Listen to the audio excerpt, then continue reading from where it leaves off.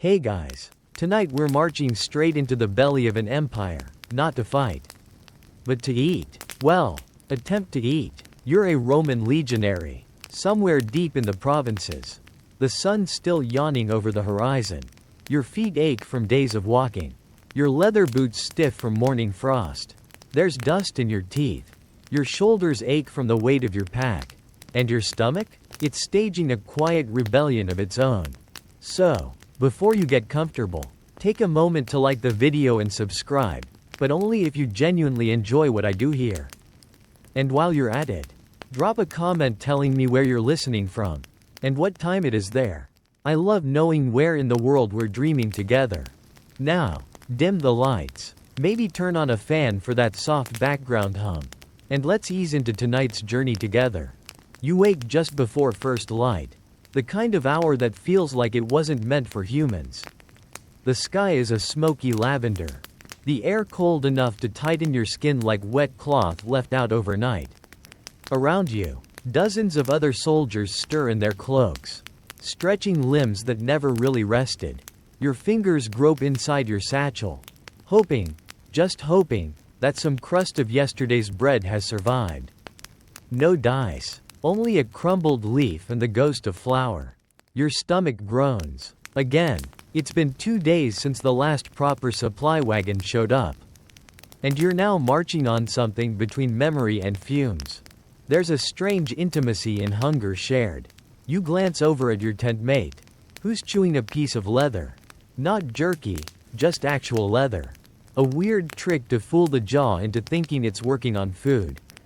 You consider joining him, but decide to try your luck with a few dried chickpeas left in the bottom of your pouch. They taste like salty pebbles, but at least they exist. You trudge forward in formation, metal gear clinking like dull wind chimes. With every step, your calves ache, your knees whisper complaints, and beneath it all, the persistent pang of not enough sits like a lead coin in your gut. You swear you can feel the hollowness echoing. Still, you march. Everyone does. Historians still argue whether Roman logistics truly accounted for daily caloric needs, or if the imperial machine simply expected its soldiers to become machines themselves. The truth, like your next real meal, is likely buried somewhere in the mud underfoot. As the sun rises, your cohort snakes its way through open plains. The dew on the grass looks deceptively like sugar. But you know better. You've tried licking it before. Desperation has its flavors, and that one tastes like regret and mildew. Breakfast, if it comes at all, comes in a short halt. You sit on a jagged rock that bites into your backside and pull out the last bit of butylatum, the soldier's infamous hard biscuit. It's so dense it might as well be a building material. You knock it against your helmet. It sounds like stone. With effort, you gnaw off a corner. Your jaw groans. You chew like a cow in slow motion. And still, somehow, you're grateful. Because food, in the field, is more than just sustenance. It's proof that you're still standing, still alive, still Roman. A fact for the brain while the mouth struggles. Roman legions were expected to march up to 20 miles a day, often on a diet that would make a modern nutritionist weep. No eggs, no dairy, very little meat, just carbs, salt, and a terrifying amount of determination. The wind picks up. It smells faintly of pine and something else. Smoke? Maybe another cohort has lit fires ahead. Your fingers twitch, imagining warmth, imagining a pot of something, anything, bubbling over a fire. Even porridge sounds divine now. Your feet sting where the sandals have rubbed skin raw. Your pack groans on your back like an old man muttering about his knees. Someone behind you coughs. Someone ahead belches. Somehow, these are comforting sounds. And just when you start to despair, someone shouts, "Break." It's not long, but it's something. You drop your gear like it's burning. Sit on your shield. Stretch your legs. Unwrap your scarf and feel the wind kiss your neck. And now your hands go to your satchel again, hoping for a miracle. A dried fig, shriveled, sticky, half smashed, but oh, sweet. You savor it. One bite, Then 2. You close your eyes. For a moment, you are not a tired cog in Rome's war machine. You are a man with a fig. They say Roman soldiers were some of the most disciplined in history. And perhaps it was hunger that trained them best. Hunger that taught patience, and precision, and obedience. Hunger that made every bite sacred. And just as your stomach starts to quiet, the horn sounds. March time. You shoulder your pack. Stand. The weight returns like a familiar enemy. You fall into step. Boots hitting dry earth. Around you, no one complains. Not out loud. The silence is its own kind of brotherhood. You wonder what tomorrow will taste like. Probably more biscuit. Probably less fig. But maybe, just maybe, you'll get lucky. And with that thought, you walk on. And just as your feet start to numb, and the heat begins to rise, someone mutters 2 magic words, food coming. You hear it first, a distant creak, uneven and wooden, like a chair with too many stories. Then comes the mule's grunt, low and resigned, as if it, too, regrets ever signing up for this job. You look up from the dirt where you'd been drawing aimlessly with a twig. And there it is, a supply cart wobbling its way down the narrow camp path. 1 splintered wheel, 1 tired mule, and 1 glimmer of hope, food. The scent hits you next. Not delicious. Let's not get ahead of ourselves, but distinct. Dusty canvas, sun-warmed grain, old leather straps, and a lingering sour note, like someone stored vinegar too close to a sock. Still, your heart lifts, because the arrival of the ration cart means you won't have to gnaw your belt again. Not today. Your contubernium, your little squad of 8, gathers quickly. No one talks. Talking wastes energy. And you all need that for chewing. The centurion barks names, and you step forward when called. The quartermaster doesn't look at you. Just thrusts a sack into your chest with the same enthusiasm you'd use to hand someone a tax form. Inside the sack, 1 dense, brownish loaf of butylatum, a small cloth pouch of barley flour, 2 pinches of salt wrapped in waxed leaf, and, could it be? A few dried olives? You blink. You've heard about olives, but mostly as a myth, like sea monsters, or warm socks. You check again. Yep, 4 of them, wrinkled like tiny old men, black as charcoal, and glistening faintly in the sun. You do not smile. That would be suspicious. Back at your spot, you drop to a squat and spread your rations across your battered shield. Now serving as an impromptu table. The butylatum is, as always, roughly the size and texture of a paving stone. You knock it against your helmet. It makes a dull clock, like a warning bell. Your molars sigh in dread. Roman military bread isn't meant to be enjoyed. It's meant to last, baked until dry as dust. It can survive rain, heat, mice, and possibly time travel. There are rumors of soldiers digging up loaves from old battlegrounds and still being able to eat them. Not willingly, of course. You crack off a corner and pop it into your mouth. Chewing is not the right word. You grind. You push. Your jaw works in slow circles like an ox pulling a millstone. Your teeth ache. Your tongue protests. Swallowing is an act of courage. And yet, this is food. Real food. Sort of. Historians often debate whether butylatum was meant to be eaten as is, or if the Romans expected soldiers to soak it in water, wine, or even soup. Unfortunately, you have none of those luxuries today. Just a canteen with warm water and hope. Across from you, one of your tent mates has gotten creative. He's pouring a few drops of vinegar into a dented metal cup and soaking shavings of bread in it. You lean closer. It smells like wet feet. But he shrugs and says, it softens the regret. You laugh, just once. Through your nose. It's the most joy you've felt all day. Next to you, a younger soldier is turning his flour into a sad paste. No fire. So he'll probably eat it raw. It looks like someone chewed oatmeal and gave up halfway. He offers you a spoonful. You decline with all the dignity you can muster. Your turn for innovation. You pull out the olives. 4 tiny, oily miracles. You break off a small piece of biscuit. Press an olive into the center like a precious stone. And eat it. The salt hits first, sharp and real. Then the bitterness blooms across your tongue. Followed by the faintest trace of something, fruit? Maybe? Or hope? It's the best thing you've tasted in weeks. You let your jaw relax for a moment and lean back against your pack.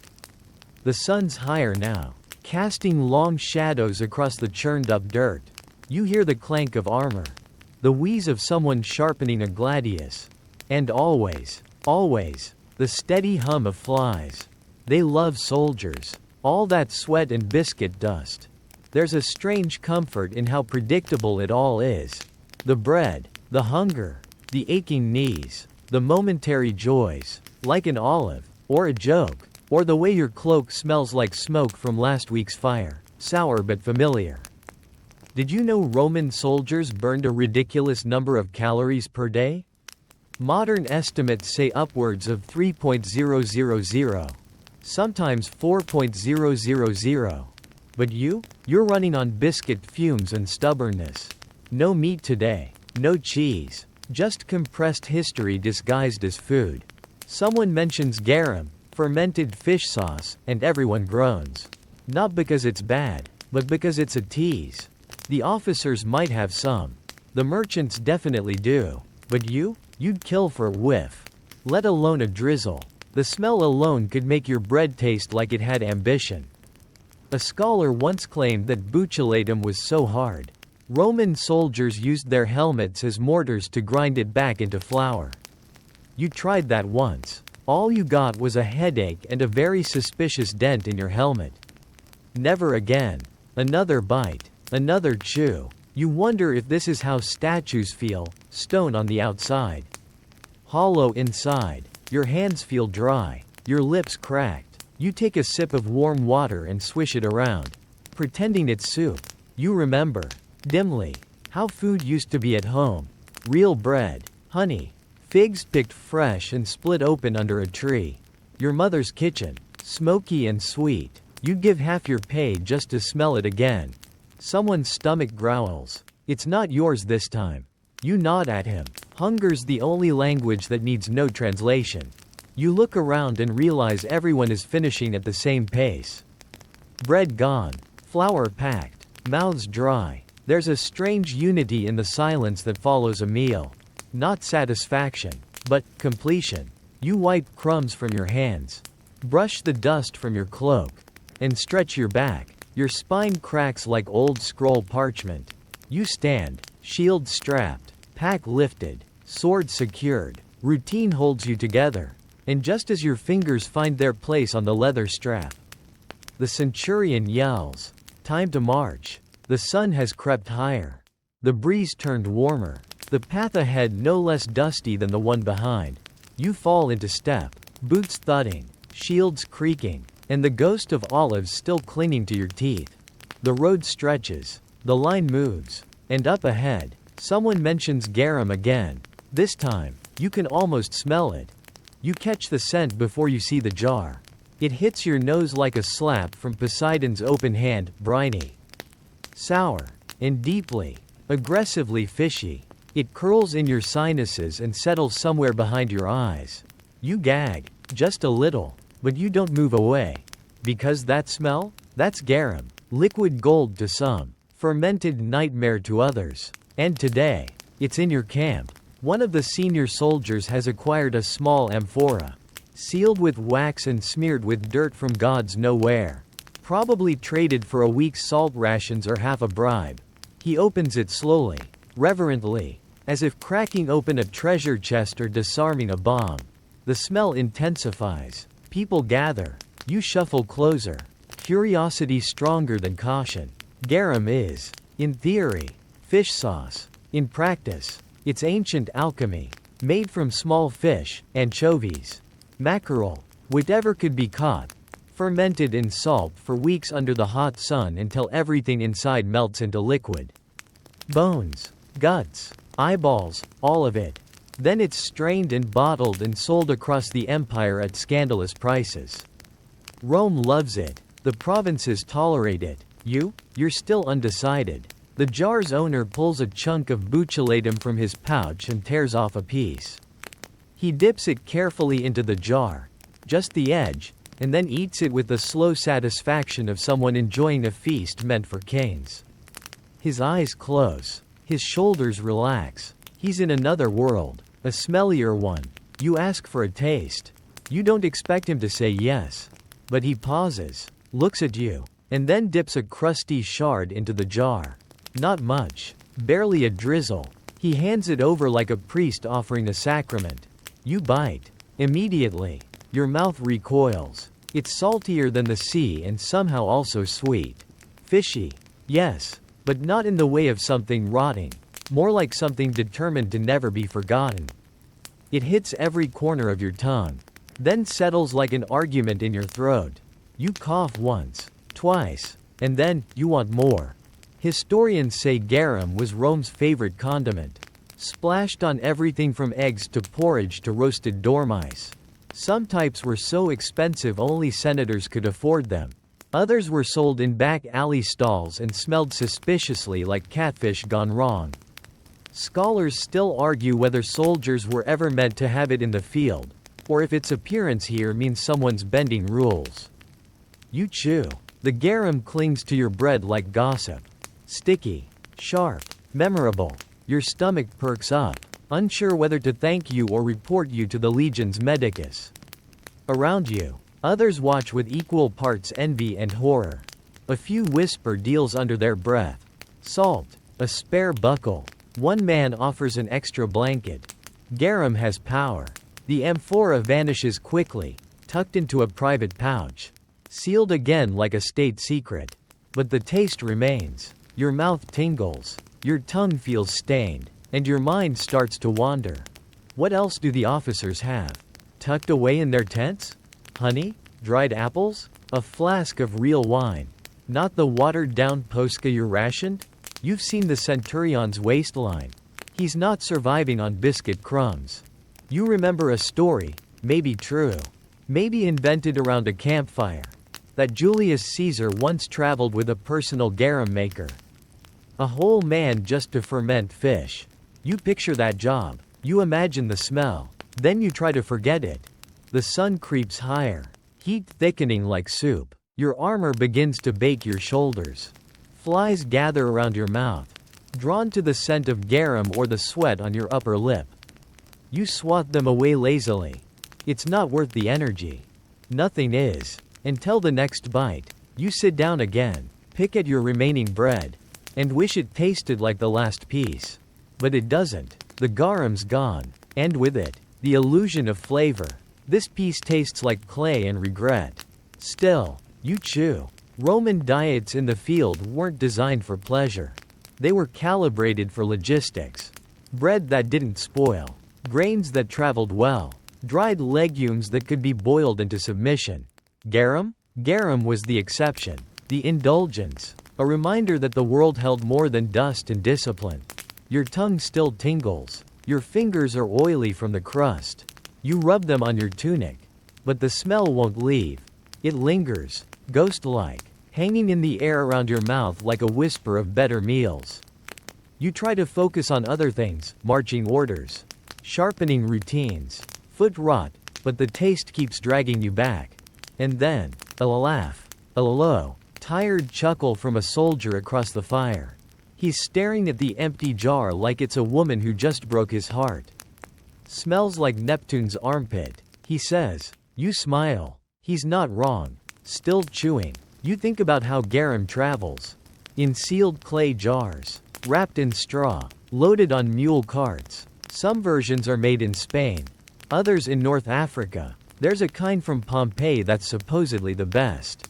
Bottled in little flasks with stamped labels. Like perfume, but worse. In cities, garum shops sit next to bakeries. Their smells locked in endless combat. In the field, it arrives rarely and disappears fast. A drop of luxury in a sea of sameness. Your hands tremble slightly now. Not from hunger, but from something else, maybe memory. Maybe the aftershock of flavor. You look at your comrades. Everyone's quiet. The kind of silence that follows something extraordinary. Or strange. You stretch your legs, flex your ankles, and feel the dust settle between your toes. Your knees crack when you stand. Your belt digs into your hip. Your canteen's nearly dry, but inside your mouth, the ghost of garum still sings. And just as the wind shifts, bringing with it the scent of damp barley and someone's unfortunate foot traps, you hear the rustle of a cooking pot being unwrapped. Someone's making porridge. The pot looks like it's seen better centuries, blackened from fire, dented along the rim, and crusted with what might have once been food. Or maybe just ambition. It hangs awkwardly over a low flame, the kind that smokes more than it warms. You crouch beside it, eyes scanning the thin layer of bubbling slurry inside. This, dear listener, is pulse, the field porridge of Roman soldiers, the culinary pride of no one. It starts with barley flour, not the clean, soft kind used in patrician homes, but the coarse, dusty kind that clings to your fingers like powdered rust. The soldier stirring the pot does so with the concentration of a man trying not to cry. The mixture is water, grain, and a pinch of salt if you're lucky. If you're very lucky, maybe someone scrounged a stray herb. You're not very lucky. The smell rising from the pot is earnest, warm, a little sour, and faintly earthy, like wet straw left too long in a sack. It's not bad, it's just honest. It tells you exactly what to expect. No surprises, just mush. You reach for your tin bowl, more dented shield than dish, and wait your turn. The line is short because no one's excited. Hunger brings you here, not desire. The man ahead of you sighs as he accepts his ladleful. And you do the same. The pulse sloshes into your bowl with a sound like someone stepping into a swamp. You sit back on your haunches and stare at it. It doesn't stare back, which feels like mercy. Then, with the solemnity of ritual, you begin to eat. Each spoonful is lukewarm, not quite gritty, not quite smooth. The consistency hovers somewhere between wet sand and glue. You chew because your mouth refuses to believe this is food. But slowly, your stomach begins to quiet. Not content, but no longer angry. And in that silence, your mind starts to wander. Roman pulse was once a symbol of rustic virtue, simple food for a hardy people. In the Republic's early days, even senators ate it with pride. Now, in the field, it's just fuel, a slow, gray slog of nutrition. Historians debate whether soldiers were allowed to personalize it with local finds, herbs, cheese, even bits of meat if they were stationed in rich provinces. But here, in the middle of nowhere, with no market for miles, you get the basics: flour, fire, and hope. You add a few crumbs of butylatum to thicken the porridge. It does the job, if the job is to make it less edible. Still, you eat. You always do. A light joke floats across the circle. Someone says the pulse tastes better the longer you don't eat it. Another offers to trade his for a rock. At least the rock won't betray my insides. A third suggests using it as mortar for building walls. You all laugh. It's too quiet not to. There's something oddly soothing about this meal. Not in the taste, absolutely not, but in the rhythm. Spoon to mouth. Swallow. Exhale. Stare at the fire. Feel the heat on your fingers. Let your body ease into this moment, no matter how bland it is. The sky above you is clear, blue-gray with streaks of gold. You can hear a bird in the distance. Maybe a hawk, maybe a crow, or maybe just your imagination, which is far more interesting than this porridge. One of the older soldiers pulls a tiny packet from his belt. Wrapped in old linen, he opens it like a priest revealing relics. Inside, dried thyme and a few fennel seeds. A gift from home, saved for moments like this. He sprinkles them into his bowl and stirs. The smell that rises? Warm, sharp, and oddly comforting. It transforms his pulse into something almost appetizing. You stare, and he offers you a pinch. You accept with the reverence of a man handed a miracle. Just a few seeds, but they change everything. Suddenly, your porridge has character, flavor, a hint of life. You eat slower now, savoring each bite. Your body relaxes. Your knees stop complaining. Your back sinks into the earth behind you. For just a moment, this feels like peace. But it doesn't last. The flame sputters. The wind picks up. A shout echoes from across the camp. Drill time. You scrape the last of the pulls from your bowl. You lick the spoon. You're not proud of it. But pride doesn't keep you marching. Calories do. You rinse the bowl with a splash of warm water and wipe it on your tunic. The stain blends in. Everything does. Eventually, as you stand, you feel the porridge settle in your gut. Heavy, yes, but stabilizing. It anchors you, reminds you that you're more than just armor and orders. You're a body, a belly, a boy who once hated oatmeal and now prays for anything even close to it. You strap your gear back on. Shield to back, sword to side, the spoon goes into your boot. Because you're not losing it again. Last time, you had to carve one from a stick. It splintered halfway through a meal. You still have the scar on your tongue. And as you begin to move, falling into line with the others, you glance back at the fire. The pot still hangs, black and quiet. A few drops of porridge cling to the rim. You wonder if anyone will clean it. Probably not. Your hands feel sticky. Your breath smells faintly of grain. But your feet move easier now. And the hollow in your stomach is less insistent.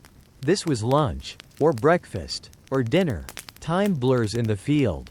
Meals blur. Days blend together like poorly stirred gruel. All you know is that for now, you've eaten.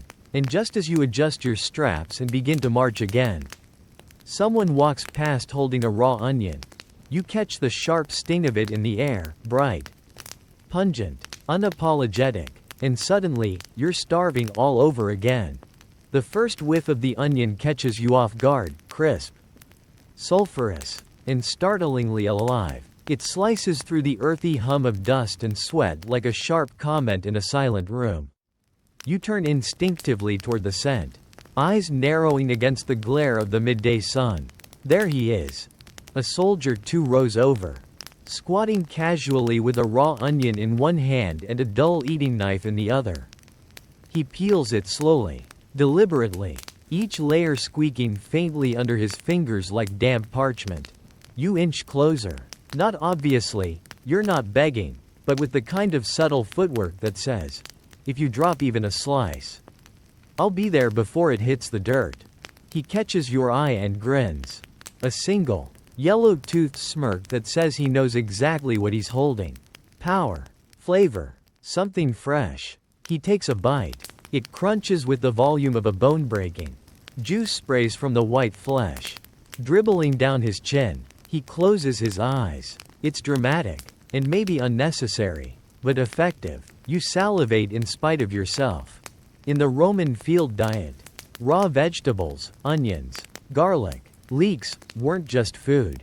They were medicine. Soldiers swore by their power to keep the blood warm, the stomach fierce, and the breath, well, historically questionable. They were cheap, sturdy, and occasionally the only thing with a texture that wasn't mush or rock. You ask for a bite. He considers you, then slices a thin crescent from the bulb and passes it over. Your fingers tremble slightly as you take it. It's damp and cold and smells like it could punch a ghost. You bite. Immediate sting. It flares through your mouth like a torch, rushes up your nose, and slaps your eyes with unexpected tears. You don't cry. Not really. But your body reacts like it just saw something tragic and spicy. You chew. It's sharp, hot, and overwhelming, but it's real. Your tongue dances with it. Your throat tightens. And then, you feel it. A jolt of energy. Not the sleepy slog of pulls. Not the hollow grit of bread. Something electric. Garlic and onions were considered strength food. Even the Greek historian Herodotus noted that laborers building the pyramids were paid in onions.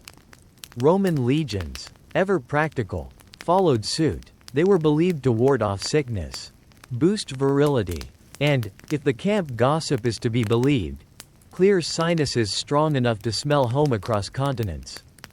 You glance back at your benefactor. He's finishing the bulb like it's an apple. His eyes water. His nose runs. He looks ridiculous. He also looks healthier than most of you. You want another bite, but dignity is a currency. And you've spent enough of it today. So you settle back onto your shield and let the aftertaste burn its way down your throat. Nearby, someone is cutting garlic into their gruel. The smell spreads fast, spicy, almost sweet, like ambition meeting despair halfway. You hear a few complaints.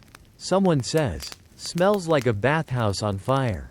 Someone else says, "Smells like food." Both are right. Your hands drift to your satchel. Maybe you have an old clove tucked somewhere.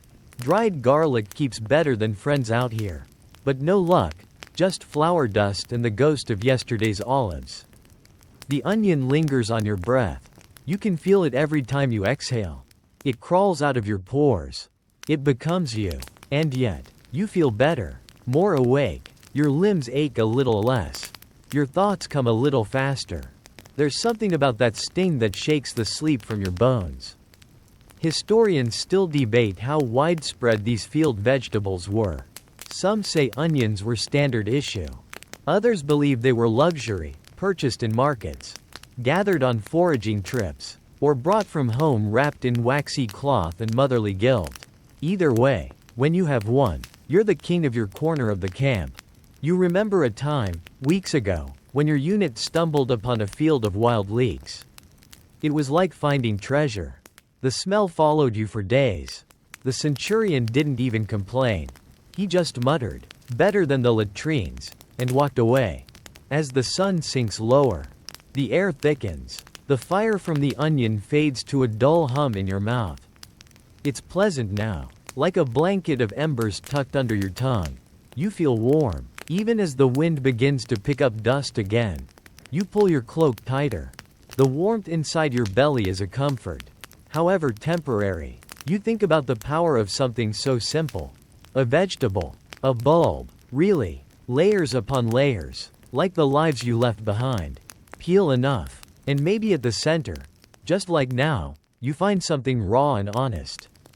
You dig a small hole with the toe of your boot and spit out the tough bit of onion skin. You pat the dirt back over it. Maybe it'll grow. Probably not, but it feels like the right gesture. Around you, dinner winds down. The pots are scraped clean. The jokes are quieter now. One man hums a lullaby he probably doesn't realize is stuck in his throat. Another sharpens his blade with absent-minded rhythm. The light turns golden, then copper, then gray. And there it is again, that peculiar Roman paradox. Brutality and beauty in the same breath. Salted fish sauce one day, raw onion the next. Nothing lasts. Everything burns bright, then fades. Just like the fire you sit beside. Your stomach is satisfied for now. Your mouth still tingles with that stubborn, defiant sting. And your breath? It could kill a bat at 10 paces. You smile. Because even if the meal was small, and sharp, and lonely, it was yours. And just as you start to close your eyes, a voice nearby says, "Oil's next. Pass me the flask." You hear the pop of the stopper before you see it.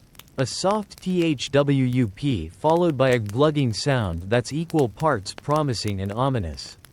Someone nearby has just opened a small clay flask of olive oil, the kind that travels badly but tastes like civilization. You shift slightly on your shield seat, the cold metal pressing into your spine, and turn toward the smell. It's subtle, at first, earthy, bitter, a little green, like crushed leaves underfoot. Then it sharpens, ripe, peppery, unmistakably olive. You sit up straighter. Your body knows this scent. Your tongue is already preparing for disappointment. Because your rations today didn't include any oil.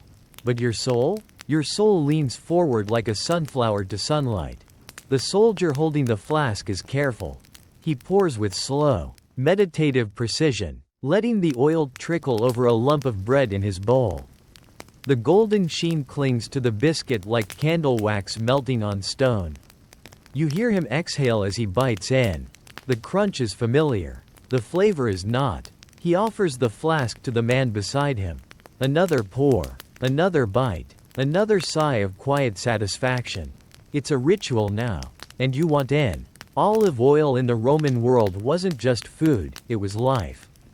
It oiled machines. It anointed bodies. It lit lamps. It healed wounds. You could cook with it, clean with it, barter with it. It was more valuable than wine in some provinces. More dependable than letters from home. And in the military? It was magic. You once heard a centurion say, "If you have oil, you're rich. If you have clean oil, you're a senator." The joke wasn't far off. Most of what filtered down to soldiers was murky. Second press stuff, thick, slightly sour, and suspiciously brown around the edges. Still, better than none. You clear your throat and offer your crust of butylatum. A quiet gesture. Not begging, just proposing a trade of dignity for drizzle. The flask holder raises an eyebrow. Then nods. He pours. It's not much. A thin thread of liquid sun across the edge of your biscuit. But it glows. It clings. It promises more than it delivers. You raise the piece to your lips and bite. First, the crunch. Dry and violent, like breaking a twig. Then, the oil. It slides across your tongue. Slick and cool. There's a bitterness at first, green and sharp. Like unripe fruit, but then it smooths into something deeper. Like the memory of summer. Or the ghost of a feast. You close your eyes. Your body relaxes, even as your belly stirs again. Already mourning the last bite before it's gone.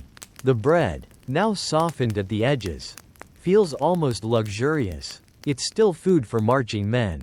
But today, it pretends to be more. Around you, others are rubbing oil into their hands. Not for eating, for healing. Cracked knuckles, wind-chapped wrists, even split heels. The oil darkens the skin, coats it in a silky sheen, and buys them another few days before the bleeding starts again.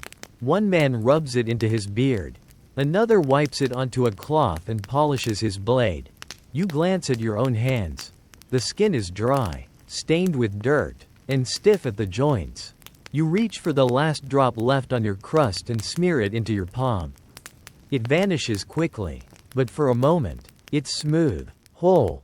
Roman soldiers carried olive oil not just in flasks, but sometimes in ampullae, small vessels made of clay or glass. Fancier versions were traded in Gaul or Hispania, sealed with wax and branded with city marks. Some were flavored with herbs.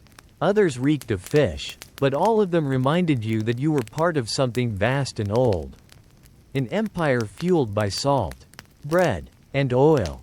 You remember the last time you saw oil used for something sacred. A burial. A young soldier, barely 2 campaigns old, struck down by illness before the enemy even got a chance. The Optio anointed his forehead with oil before the torch was lit. "So he shines," he said. That moment lingers now, uninvited. The smell of oil and ash.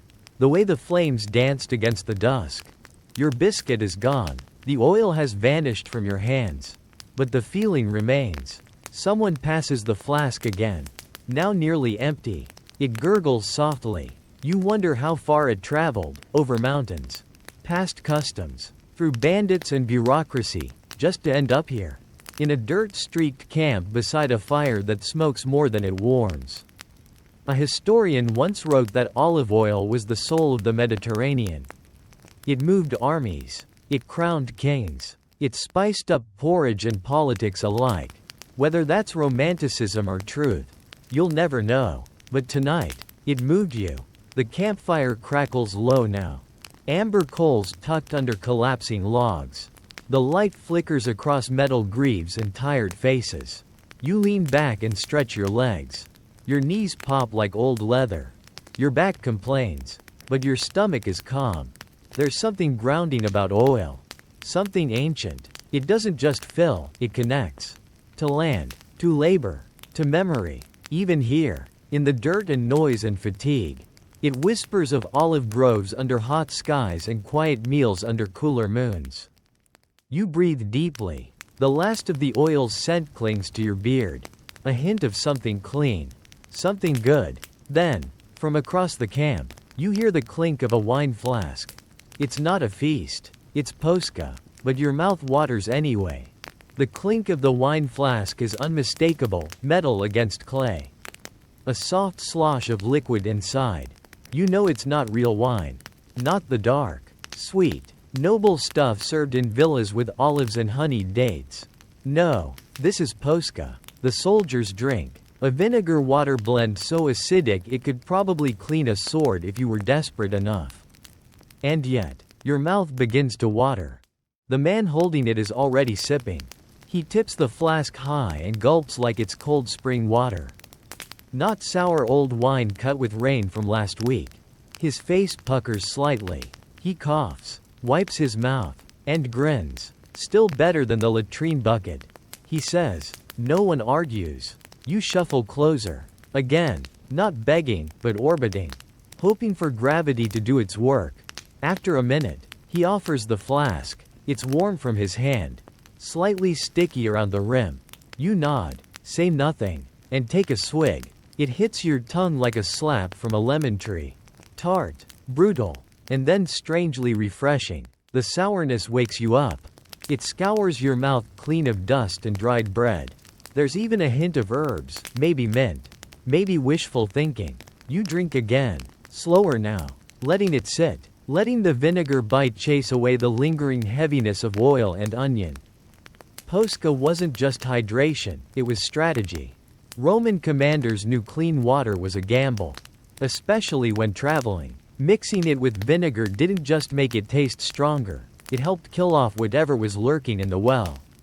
Some say it even kept scurvy away. Though historians still argue whether citrus ever touched a legionnaire's lips. The drink also had morale built in. There was something about that first sip, shocking. Electric. Cleansing. That reminded you were still alive. Still capable of disgust and delight in the same moment. You lower the flask and wipe your chin. Your lips tingle. Your teeth feel freshly scrubbed. Your tongue startled into silence. You pass it back with a quiet grunt of gratitude. The man nods, takes another swig, and flops back onto his bedroll with a satisfied groan. Your stomach growls again, not out of hunger, but surprise. The Posca has stirred something. You're more awake than before. More present. You notice your breath coming easier. Your limbs lighter. The dust in your throat is gone. Replaced with vinegar and vague optimism. You remember the first time you tasted Posca. You were still new, callow, clean, hopeful. You gagged, swore you'd never drink it again. Then 2 weeks later, in the middle of a hot march with a dry canteen, it became the best thing you'd ever known. Now, it's comfort. Some soldiers flavor their Posca with honey when they can find it. Others crush herbs into it, thyme, bay, even rosemary. You once met a cook who threw in dried rose petals. He said it helped with the smell. You never got to try it. He was transferred to a senator's detail a week later. Lucky man. There's even a rumor in your cohort that a general once ordered barrels of wine shipped ahead to be converted into Posca. A strange act of both decadence and discipline. Wasteful. Poetic. Very Roman. The flask continues around the circle.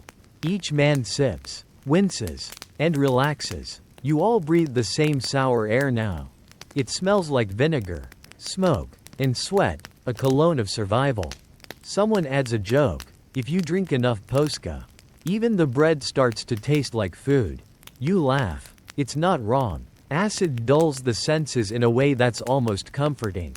Like numbing your tongue with citrus until the world becomes tolerable again.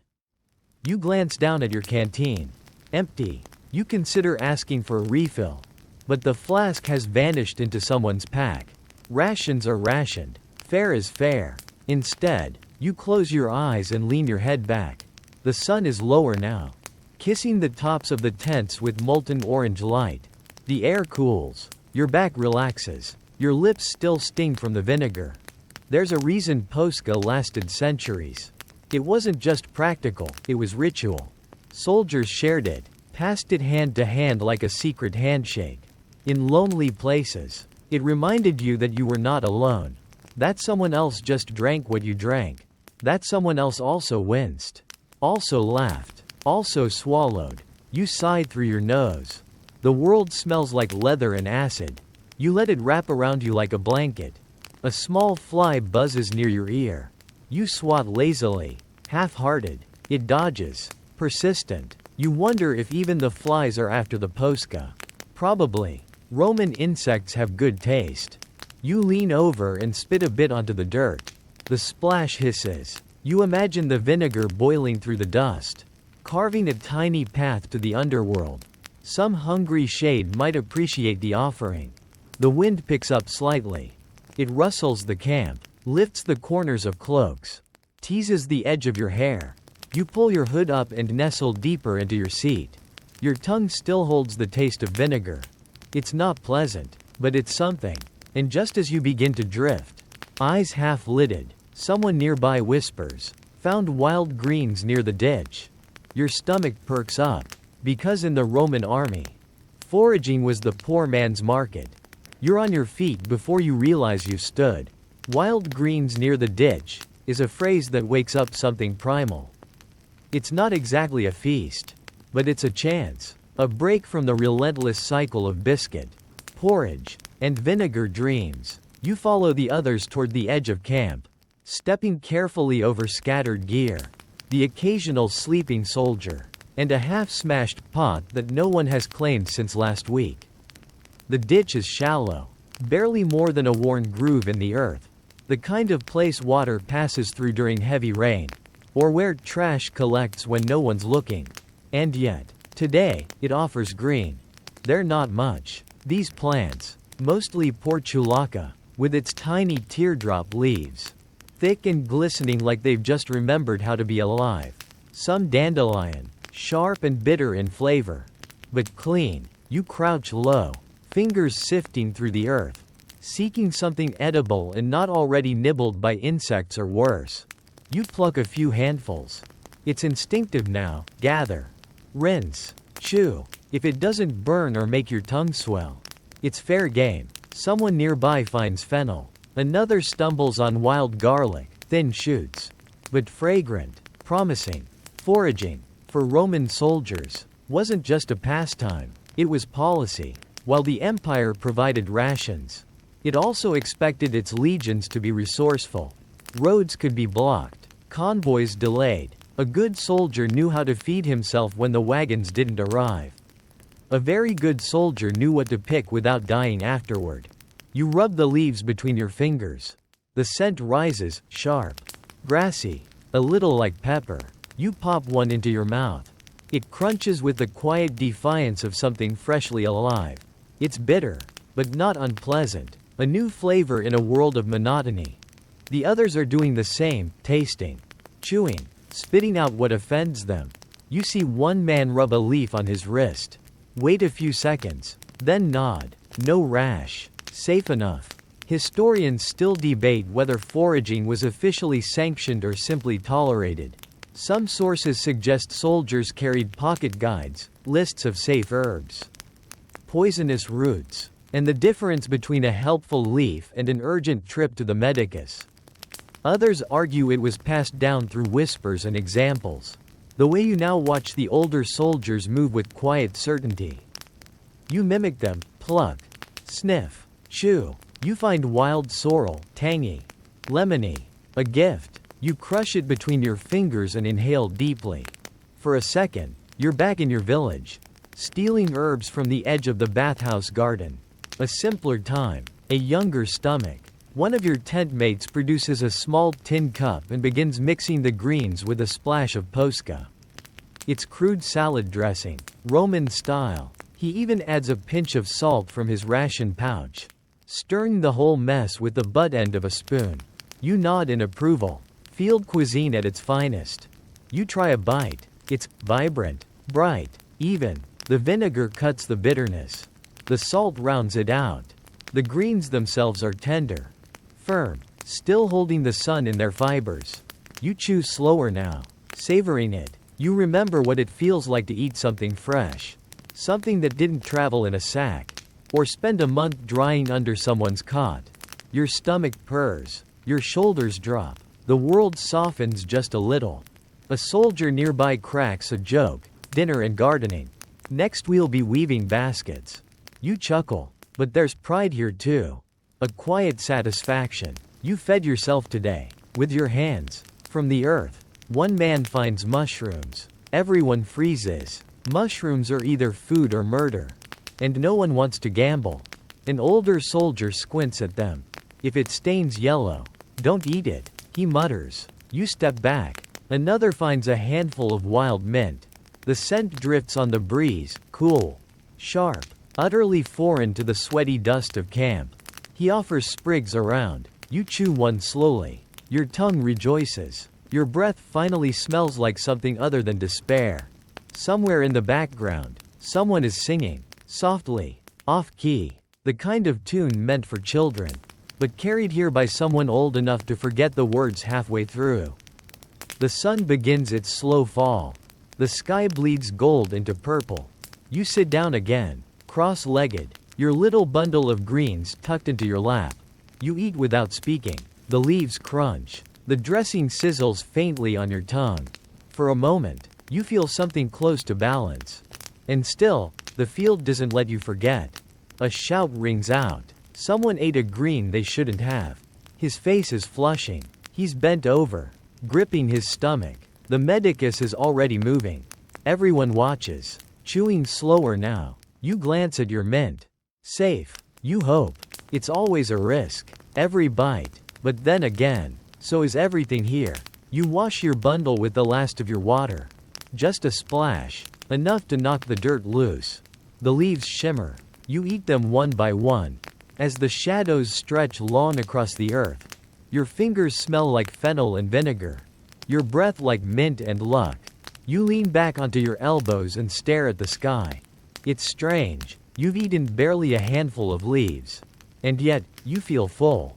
Not in the belly. Maybe. But in spirit. Like you were part of something clever. Like you outsmarted the day. Even just a little. The wind shifts. Carries the scent of smoke. Sweat. And simmering grain. Back near the fire. Someone's preparing rations. You hear the clatter of a pan. The scrape of a spoon. And someone says, "The supply sack's here. Lentils." Your fingers twitch. Because for all the foraging in the world, nothing says comfort like cooked food in a proper bowl. The word lentils drifts through the camp like a hymn. You sit upright, half expecting it to have been a dream. But no, there it is again. Lentils. Louder this time. Shouted from the man lugging a canvas sack across the gravel like it's full of treasure. You squint. And sure enough, the fabric bulges with dusty greenish-brown legumes. The top is cinched with a frayed rope that's probably older than you are. You rise, stretch out the stiffness in your knees, and fall into the slow-moving line that's formed by the cook fire. Every soldier within earshot is gathering now. Lentils are one of the few field staples that feel like they might actually nourish something deeper than just your stomach. They soften when cooked, they hold flavor, and they don't crack your teeth. By Roman standards, that's practically fine dining. You reach the front of the line and receive your share, half a cup. Maybe, of dry lentils poured into your palm. Warm, earthy, slightly dusty. You blow away a few bits of straw clinging to them and return to your shield seat, where your cookpot awaits like a tired friend. You pour in your water ration carefully. Too little and the lentils won't soften. Too much and you'll be drinking soup that tastes like boiled pebbles. You light your fire, shielding the flames from the breeze with a few rocks, and place the dented pot over it. The hiss of water meeting metal is soft, but satisfying, a whisper of warmth. As the lentils begin to bubble, a smell rises that reminds you vaguely of home, something between wet soil, cooked roots, and contentment. You stir slowly with the handle of your spoon, watching the water turn murky as starch leaches out. Lentils have history. Roman legions carried them across continents. From Britannia's fog to the parched coasts of Syria. They were cheap, lightweight, and full of protein, especially when meat was scarce, which was almost always. Scholars still debate whether soldiers added spices or herbs regularly, or if the occasional bay leaf was just lucky forage. Either way, lentils endured. You reach into your satchel and pull out the last of your salt. Just a pinch. You sprinkle it in like a spell and stir once more. A tent mate offers a sprig of crushed thyme he'd hidden in his boot. You accept it with a grateful nod and drop it into the pot. The flavor lifts. Faint but fragrant. A few other soldiers are doing the same, pooling meager resources. A grain of pepper here.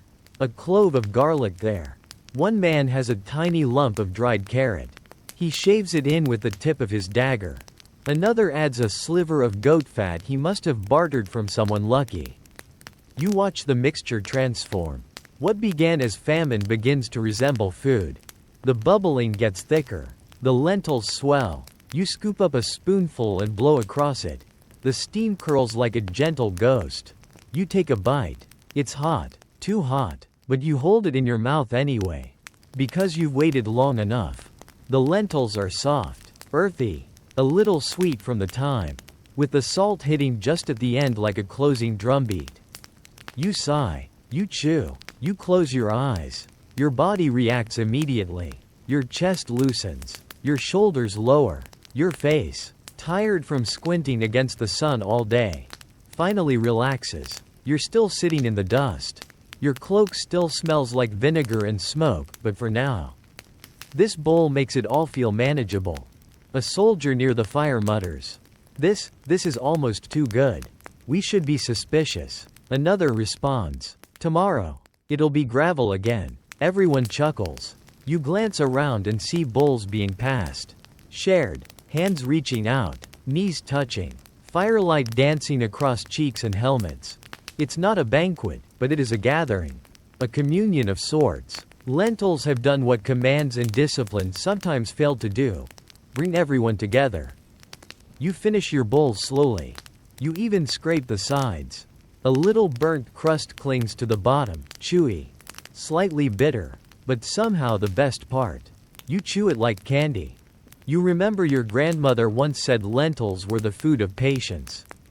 They wait in the ground. Then they wait in the pot. You eat them slowly, or not at all. You hadn't understood her then. You do now. You pour a little water into your pot, swish it around, and sip it like broth. It's warm, thin, slightly salty, a gentle goodbye to the meal. Roman supply chains weren't always reliable. Sometimes you waited days for deliveries. Sometimes, like today, something just appeared, no warning, no explanation. Lentils from nowhere, a kindness from the universe. Or maybe just good timing. Historians still argue whether Roman supply wagons traveled with the troops or ahead of them. The truth is probably both. All you know is that today, the cart showed up before your stomach turned fully feral. And that's enough. You set your pot aside and lie back on your cloak. The fire cracks softly. Someone is humming again. Maybe the same man from earlier. The sky is dark now.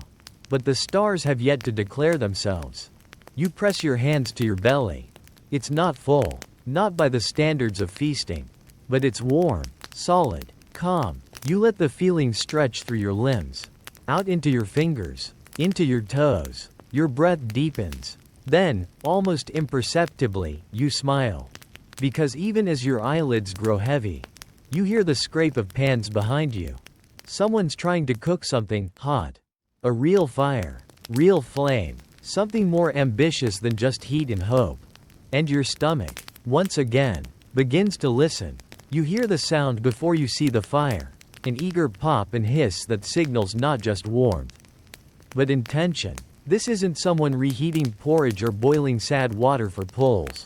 This is something else, something deliberate, something that sizzles. You sit up, still groggy from your lentil haze, and follow the scent. It's faint at first, smoke, ash, and something almost savory. A flicker of oil? A hint of herbs? Your nose twitches like a hunting dog's. You move toward the small crowd forming near the center of camp, where a low, flat fire pit glows with purpose. There's a pan, a real pan, not the scorched mess tin you've used for everything from stewing greens to washing socks, but a shallow iron thing with high edges and a long, blackened handle. It hovers over the flame like a promise. Inside, lentils. Again, but these aren't soaking. They're sizzling. A young soldier, barely old enough to shave, is crouched over the pan, stirring slowly with the tip of a dagger. You can see thin slices of onion caramelizing around the edges, softening into strands of gold. There's garlic, too, tiny brown flecks that crackle when he stirs. You edge closer. This is rare, almost unheard of. Cooking like this, out in the open, with real ingredients? It's dangerous, not just because of the strict rations, but because smells like this wake hunger no soldier can control. He doesn't look up, just adds a pinch of something from his pouch. Maybe cumin, maybe just salt pretending to be something fancier. Then a splash of oil. Not much, but enough to send a wave of scent into the night air. You inhale, deeply. Your stomach stretches toward it like a plant toward light. Roman soldiers didn't usually cook this way. Not on the march. Not in temporary camps. Fires were small. Ingredients minimal. Time always short. But tonight, for whatever reason, maybe luck, maybe boredom, maybe rebellion, this boy is making something real. Someone whispers, his father was a cook in a domus. Another says, he served the legate once. No one knows for sure. But the way he moves, the patience, the care, it's clear this isn't his first pan. You glance down at your empty bowl and sigh.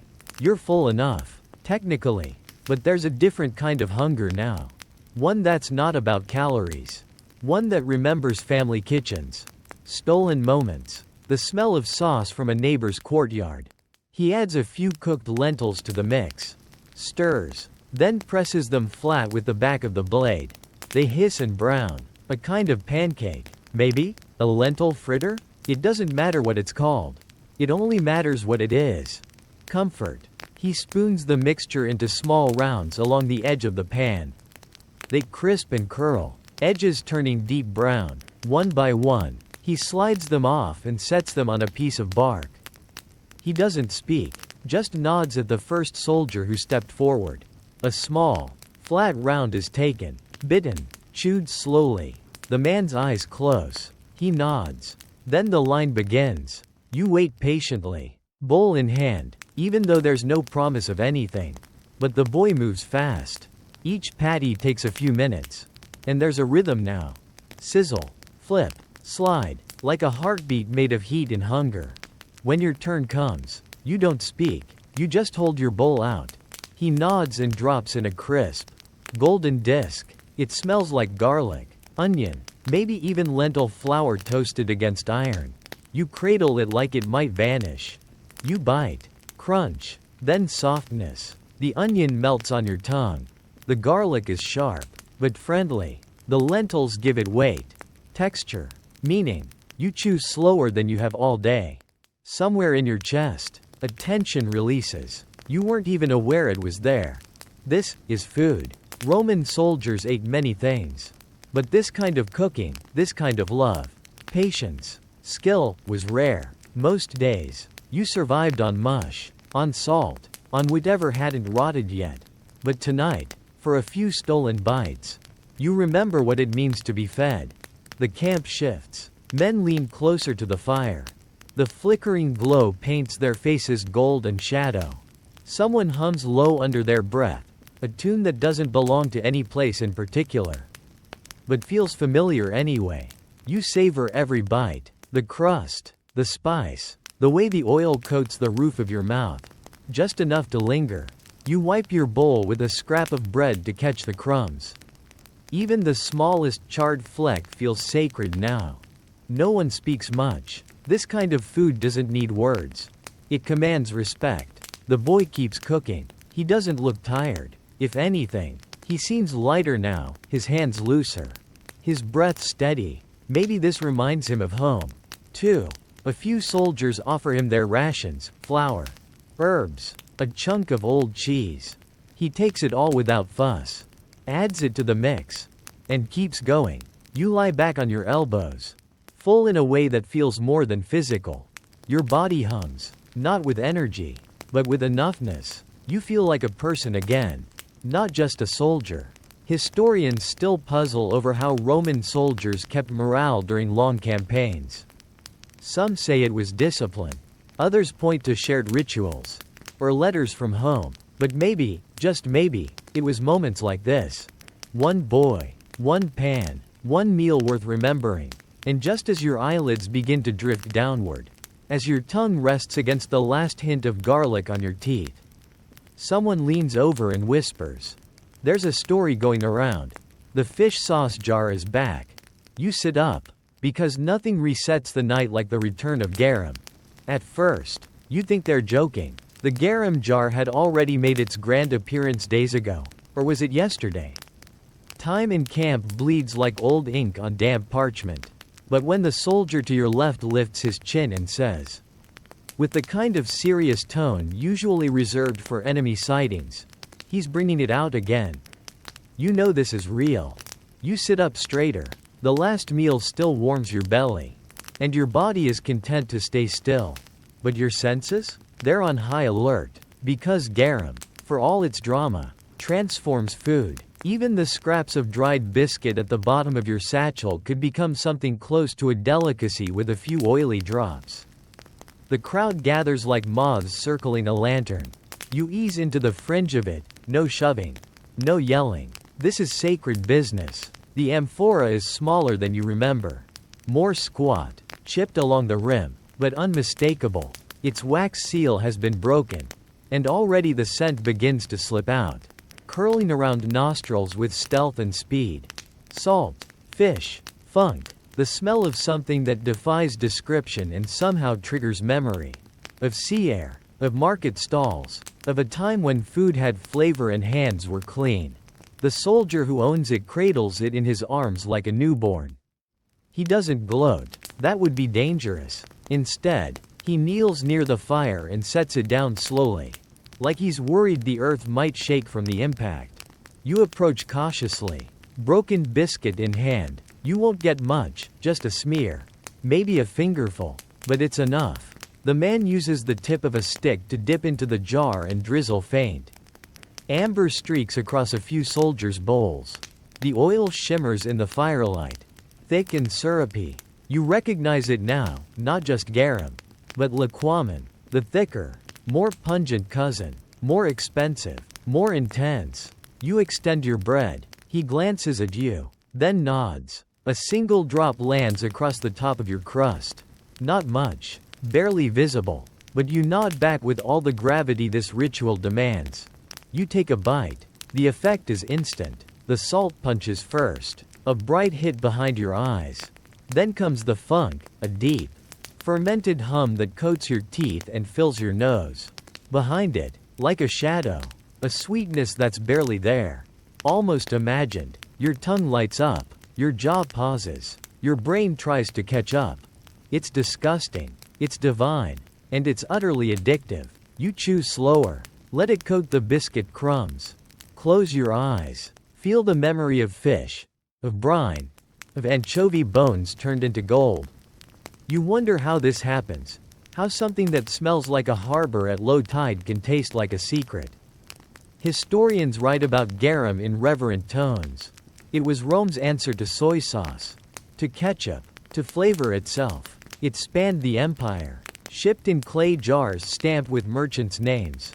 Pompey's shops overflowed with it. In Carthage, they brewed it by the barrel. The finest came from Spain, thick, sweet, salty. The worst? You're probably eating it. But tonight, it doesn't matter. This drop, this moment, this taste, it's a bridge to something bigger. You're not alone in your reaction.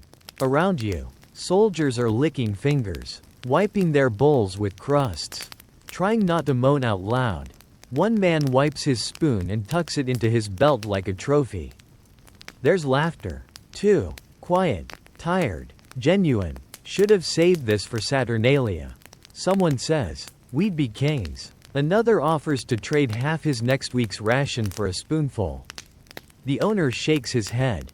Fair enough. Someone suggests mixing it with lentils next time. Another with wild greens. You hear the word sauce whispered like a prayer. It's not just about hunger now. It's about taste, variety, reminding your tongue it wasn't born just to suffer. You feel your shoulders relax again. This keeps happening. Small comforts arriving in big ways. One bite, one drop, enough to soften the edge of fatigue, to remind you why you're still here. The flask passes again. A second drop? Unheard of. But tonight, generosity seems to bloom like wild herbs. You offer your dented spoon. And this time, he doesn't hesitate. Another drizzle. You don't even wait. You lick it off before it can drip. You're not proud, but you are grateful. Garum, for all its intensity, has a strange calming effect. Maybe it's the salt, replacing what you've lost in sweat. Maybe it's the rich umami, comforting your lizard brain. Maybe it's just magic, Roman magic, brutal and brilliant. Someone leans back and says, if the gods ate, they'd eat this. A pause, then a chuckle. And if the gods smelled, they'd ban it. You laugh, out loud this time. It's good. It feels good. The amphora is sealed again. Tucked away. The spell is over. But the taste lingers. On your lips. On your fingers. Behind your teeth. Like a memory that hums instead of fades. You lick your thumb and sigh. It's late now. The stars are out. The fire has collapsed into low red glow. The night hums with crickets and quiet breath. You lie back on your cloak. Eyes to the sky. Belly humming. Mouth tingling with salt and wonder. And just as sleep begins to pull you down, someone stirs near the field's edge. Foraging patrols back. Found something strange. Your eyes open. Of course they did. Because strange food, in strange lands, was a Roman tradition. You hear the footsteps before the voices, quick, shuffling, urgent, not the panicked kind that signal danger, but the kind that means something interesting just happened. You sit up slowly, your joints crackling like old papyrus, and spot two soldiers returning from a late patrol beyond the ditch. One carries a bundle wrapped in his tunic. The other looks suspiciously pleased with himself. The bundle is set on the ground near the fire. Curious heads gather like moths again. And you follow. Because what else is there to do when sleep dances just out of reach in your stomach? Already fed, still craves novelty? They unwrap it slowly, dramatically. Inside, bulbs, leaves, odd roots, and something that looks a lot like wild fennel. But not quite. There are murmurs. Someone pokes at a dark stalk with the end of a spoon. Another squints and says, that's not local. And it isn't. They say the Roman Empire stretches from foggy Britannia to the heat-split deserts of Parthia. And with it, flows not just soldiers and taxes, but food, seeds, leaves, cooking techniques, passed in pouches, traded in back alleys, remembered by stomachs. These greens aren't familiar, but they smell intriguing, earthy, bitter, but bright. One of the foragers bites a stalk and waits.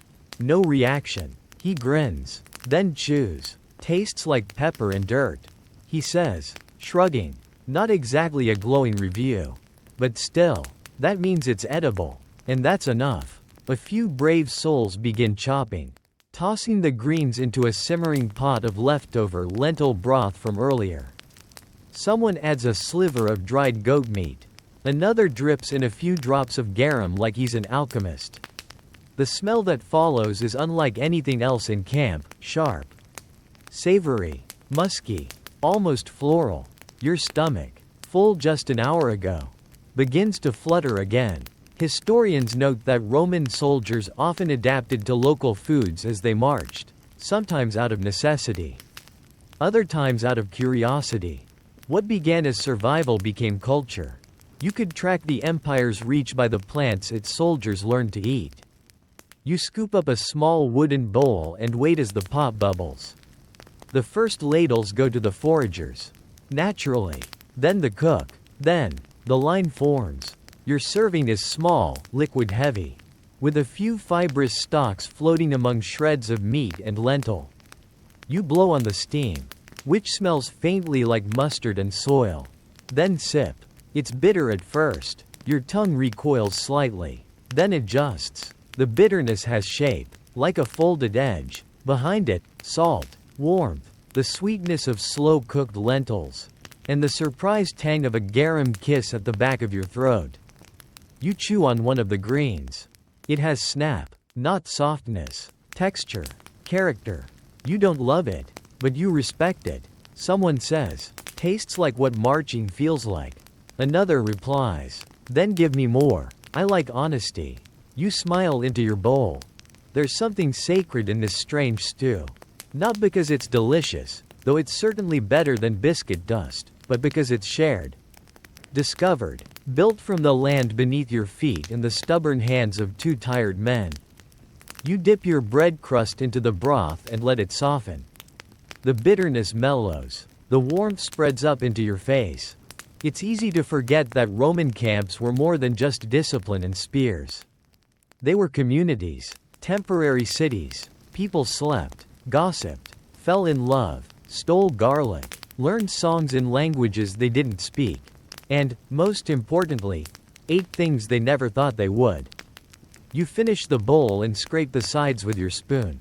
You don't want to waste a drop. Not because it was perfect, but because it was new. And in a life of repetition, new tastes like a kind of joy. Someone finds a second plant in the bundle, leafy, with a strange silvery sheen. A medicus is called to inspect it. He sniffs, tastes, and after a pause, nods. Eat too much, and you'll visit Mercury early. But just a few leaves? Might help your guts. That's good enough for most. The second stew begins, this one smaller. Brewed with caution and silence. You watch the steam rise. It carries the strange scent of metal and mint. You won't try that one. Not tonight. Your stomach is grateful, but not foolish. You lean back against your pack. The stars overhead just starting to sharpen in the cooling sky. Around you, the camp is settling. Someone sharpens a blade in rhythm with a fire crackle. A soldier nearby hums a few bars of a lullaby from Gaul. You close your eyes. The bitter aftertaste of that first stew still lingers on your tongue. Roman cuisine wasn't about pleasure, not for soldiers. It was about adaptability. It was about chewing something you didn't know the name of, trusting it wouldn't kill you, and finding that it kept you alive instead. The warmth in your belly feels like it comes from farther away than the fire. It feels like it comes from the earth. And just as you begin to fade, wrapped in strange flavor and quiet smoke, a voice near the medic tent murmurs, "Salt's running low." You groan, because if there's one ingredient a Roman soldier feared losing, it wasn't meat, or bread, or oil. It was salt. You hear the words, "Salt's running low," and your body tenses before your brain can react. Salt, the invisible thread holding this entire life together. Not just for flavor, but for function. Salt preserves your food, seasons your gruel, keeps your muscles firing, and, crucially, reminds your tongue that it exists. To run low is to risk more than blandness. It's to risk the slow unraveling of everything edible. The camp takes the news with a familiar silence. It's not panic. Roman soldiers don't panic over salt, not outwardly. But there's a quiet shift. Heads tilt, eyes narrow, conversations pause, and then, movement. People checking their satchels, scraping their last grains from the folds of waxed leaf or linen. You do the same. Your ration pouch is light. You unfold it carefully. A few stubborn crystals cling to the seam. You scrape them out with your pinky and collect them into a pinch that looks like a blessing. One soldier mutters, "This is our real salary." He's not wrong. The Latin word salarium, where salary comes from, was tied to salt. Some say Roman soldiers were paid in it, or at least expected to buy their own with their wages. It wasn't optional. It was essential. You glance over at the cook fire. Already, meals are starting to change. Bowls of lentils and greens now taste empty, bland, like someone whispered the idea of food, then walked away. A man nearby breaks his biscuit and dips it in oil, then bites. His face falls. No salt left. He murmurs, "It's like chewing warm stone." You watch another soldier try to barter for what's left of someone else's pouch. He offers a spoon, then a dried fig, then a half-day's wine ration. The deal is made on the fig. Salt, tonight, is worth its weight in stories. You glance around. searching for any clues. Whose satchel is heavier than it looks? Who's already cooking food that somehow still smells decent? You don't suspect theft. Not yet. But salt makes men clever. And desperate. You remember a time, months ago, in a colder camp, you and your tent mates boiled socks just to flavor water. It wasn't healthy. It wasn't smart. But it worked. In the moment, the salt from weeks of sweat turned the water into something drinkable. That night, you all agreed never to speak of it again. Historians often debate just how vital salt was to the Roman military diet. Some suggest salt licks and blocks were transported with the same care as weapons. Others believe soldiers foraged for it, scraping deposits from rocks or drying sea brine in shallow pans when near the coast. The truth? You've seen both, and neither is reliable. You clutch your tiny remaining pinch like a holy relic. You won't waste it tonight. You'll save it, for a moment that matters. A stew, a trade, a wound, even. Salt doesn't just flavor, it cleans, preserves, heals. You walk over to the field edge where the grass meets gravel and crouch. Sometimes, after rain, the soil here tastes faintly briny. Not enough to harvest, but enough to hope. You press 2 fingers to the dirt. Taste them. Just dirt. Back near the fire, a clever soldier is boiling water in a wide, flat pan. He's trying to reduce it. Maybe he's added seawater from earlier. Maybe just hope. The idea is clear. Evaporate the water. Keep the salt. The execution? Questionable. But no one mocks him. You sit beside him. Smart. You say. He shrugs. Desperate. You both watch the steam rise. A man to your left chews slowly on a leaf dipped in garum. No bread. No porridge. Just the sauce. It's strong enough to trick the mind into thinking it's salty. Maybe that's the answer. Concentrated flavor over substance. Another crushes wild capers into his stew, hoping their brine might do the trick. His face says, no. You can almost hear the disappointment echo off his spoon. You hold your salt pouch again. Feel its weight. The crystals inside scratch faintly against the cloth. It's less than a pinch. But it might be just enough to save a meal. You tuck it carefully into your tunic, close to your heart, not for safety, but for remembrance. A soldier without salt is just a traveler with regrets. The camp is quieter now, as if everyone feels the shift. A missing flavor becomes a missing voice, and silence spreads. You lie back again, staring at the stars. Your tongue moves over your teeth. You swear you can still taste the garum from earlier. The lentil crust, the last flake of fennel. But already, the flavors fade, ghosts of dinner. And just as your breath begins to slow, a shadow leans near your ear and whispers, they're issuing barley flour tomorrow. But no salt. You don't open your eyes. Because the worst meals aren't the ones that hurt. They're the ones that ask for your attention and give you nothing back. The barley flour arrives just after dawn. Carried in coarse, scratchy sacks that look like they were repurposed from hauling gravel. You recognize the shape and smell instantly, dusty. Raw, almost grassy. The grains are ground coarser than you'd like. Not quite powder. Not quite meal. Just inconsistent enough to clump at the worst times.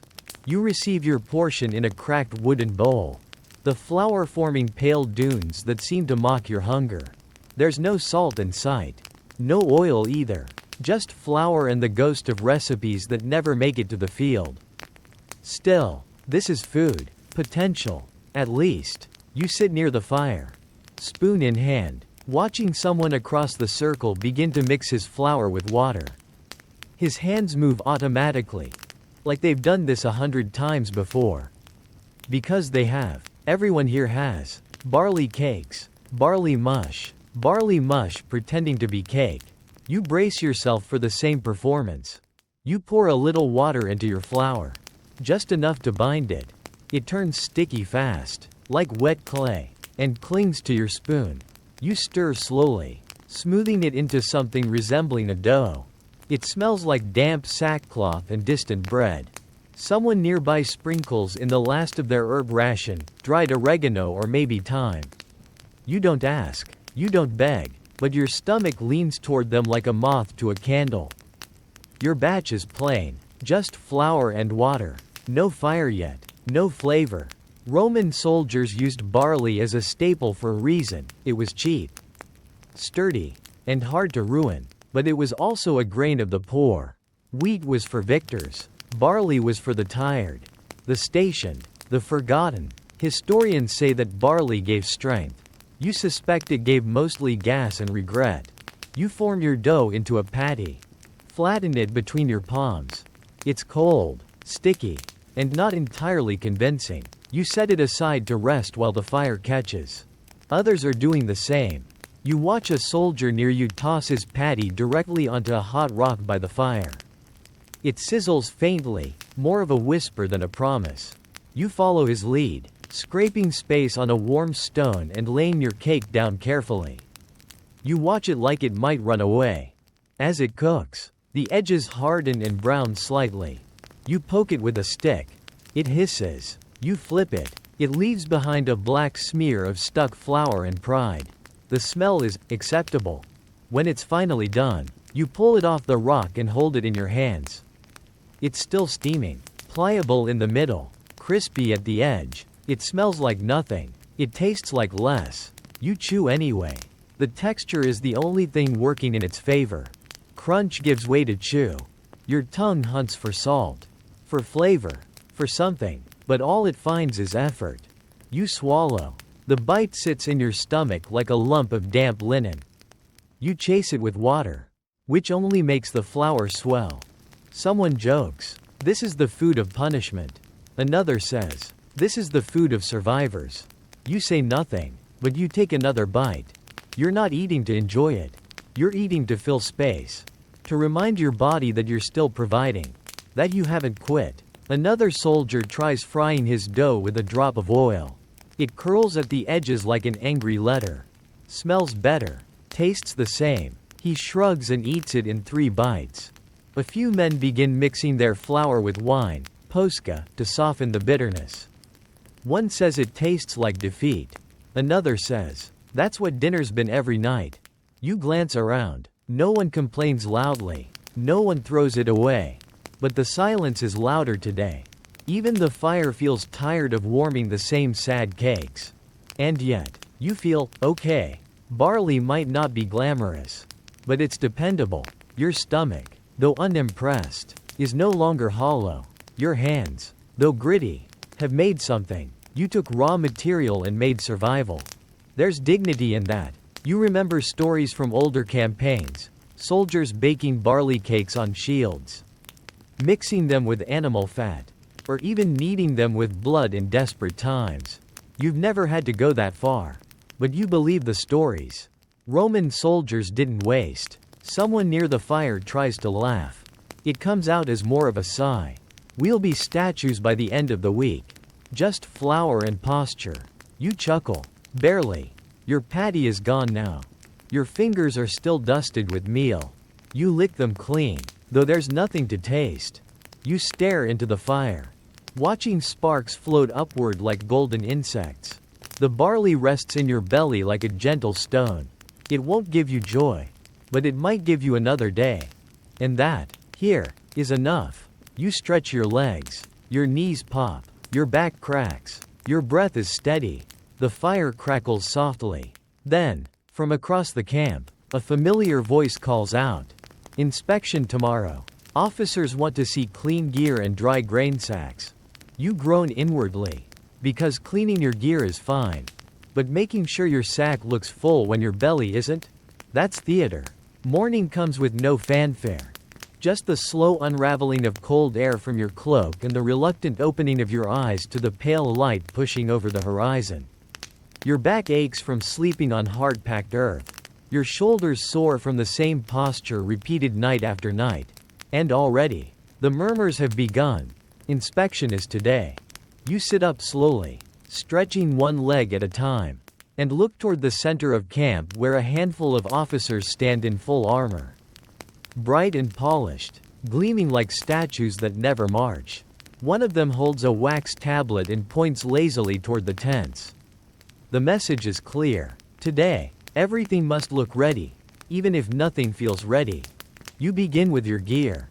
Your gladius is caked with grime from the last march through that bog of a riverbed 2 days back.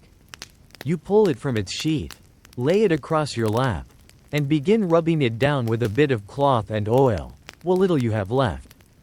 The metal glints dully in the early sun. You don't need it to shine, just to not shame you.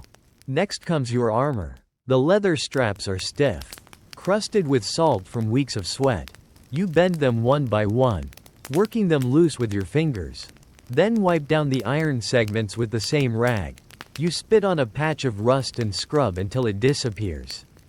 It's not perfect, but it's clean enough. Then the grain sack. It sits at the foot of your pack, half empty, half forgotten. You untie the string and peer inside. What's left is a thin dusting of barley flour clinging to the bottom and a few errant grains stuck in the corners. Not enough for a proper meal. Not even enough for soup. But that doesn't matter today. Today is about appearances. You shake out the sack and puff it up with air. Then tie it loosely to give the illusion of fullness. It's a trick everyone learns sooner or later. A flat sack invites questions. A bulging one earns a nod. You glance around. Others are doing the same. Some are stuffing their sacks with grass. One particularly bold soldier is using pebbles. You smirk. As long as no one's tasting it, it'll pass. You line up with the rest of your contubernium. Gear neatly stacked, tunic tucked, helmet polished enough to blind a rat. Your feet sting inside your sandals, rubbed raw from yesterday's march. And your back tightens from hours of bad sleep.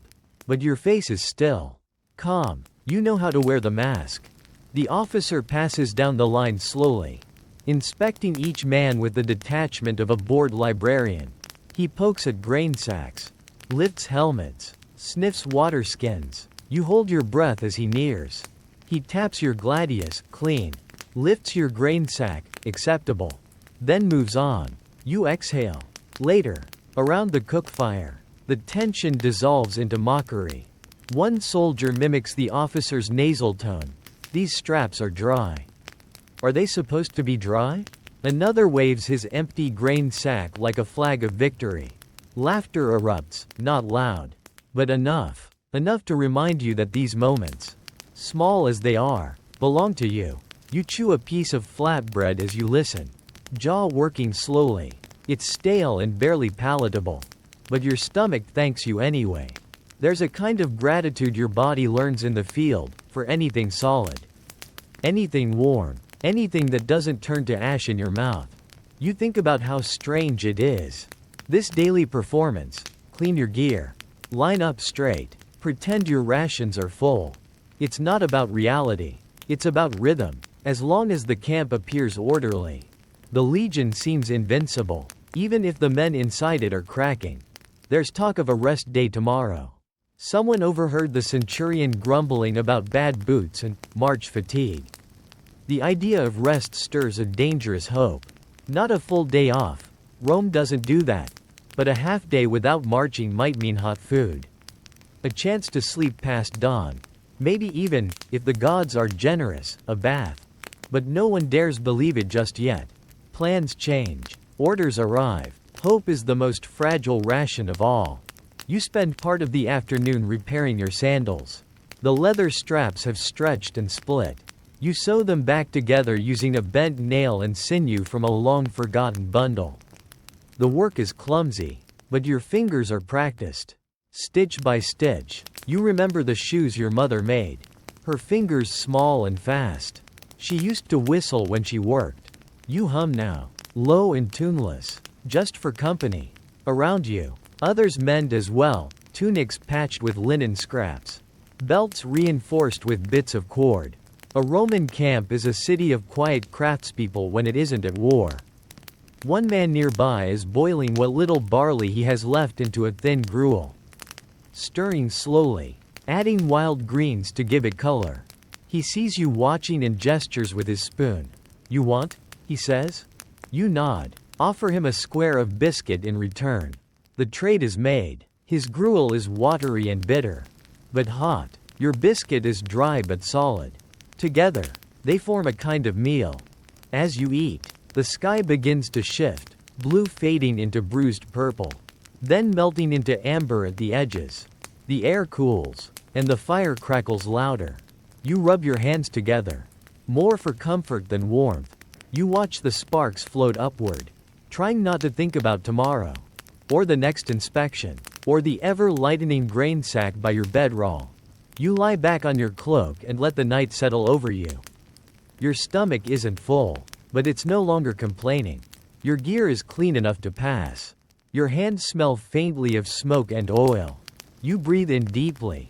The stars blink above you, bright, cold, indifferent. Somewhere beyond them, Rome still burns lamps in marble halls and writes laws on scrolls thicker than your thigh. But here, beneath the dirt and stars, you've survived another day.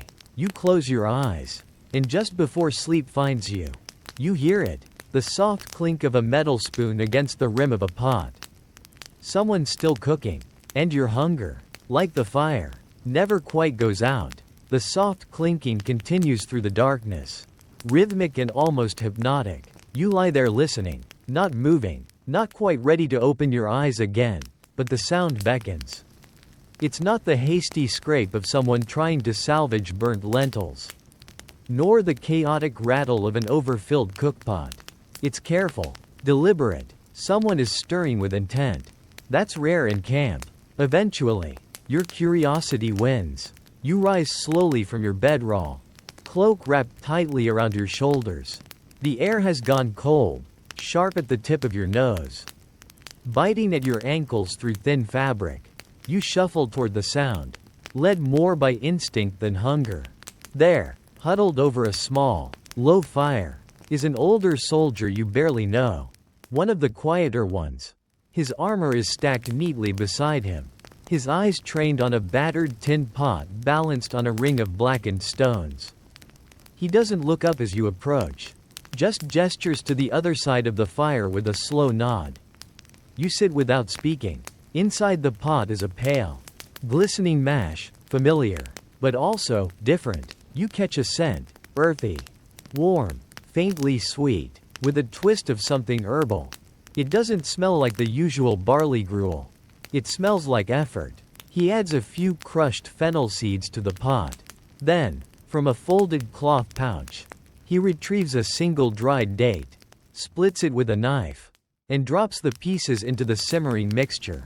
You blink. A date? Here? He finally speaks, his voice gravelly and low. Found it in the bottom of my pack. Been saving it since Alexandria. You glance into the pot again. The date pieces begin to melt, turning the water cloudy and golden. You can already imagine how the sweetness will thread through the grain, soft, slow, like light through fog. Roman soldiers carried many things, but sweets were rare. Dates, figs, raisins, these were often for officers, or sent from home, or bartered at great cost. Most were eaten within days. Few were saved for moments like this. He spoons a small portion into a bowl, hands it to you without ceremony. You nod your thanks and take a careful bite. It's hot. The barley is soft, cooked just long enough to blur the edge of its usual coarseness. The fennel hits first, sharp, bright, slightly licorice. Then the date, soft and sticky, dissolving into each bite like a memory. The warmth spreads quickly, from your mouth, to your throat, to your chest. You exhale, surprised. He serves himself a bowl and eats without speaking. The fire crackles quietly between you, casting flickers of gold across his face. You see new lines there, deeper than before. He's older than he acts. Maybe older than he lets anyone know. You eat slowly, trying to make it last. This isn't just food, it's bomb. A bowl of kindness hidden inside a world of orders and rations. Historians write about the rations of Rome in grams, in daily breakdowns, calories, fiber, protein, but none of them can measure this. A warm bowl made from scraps and patience, shared in the cold when no one is watching. He speaks again, eyes still on the fire. Used to be a cook. Before all this, his spoon stirs absently. I forget what a proper kitchen feels like. You nod, not because you know, but because the truth of that sentence doesn't need verification. You can hear it in his voice. You taste it in the grain. Why fennel? You ask. He half smiles. Reminds me of my sister's bread. She used to make loaves with fennel and honey. Always said it helped you digest the world a little better. You both chuckle softly at that. And then you go quiet again. You stare into the fire and let your mind drift. The food in your belly is modest. But it settles something deeper. It reminds you of all the things that don't show up on ration lists. Generosity. Memory. Warmth. The act of making something better when you have almost nothing. You look at your bowl. Just a little left. You scrape the sides with your spoon slowly, savoring it like the last notes of a song. The older soldier stands, stretches his back, and tosses the pot's scrapings into the coals. Steam hisses up and disappears.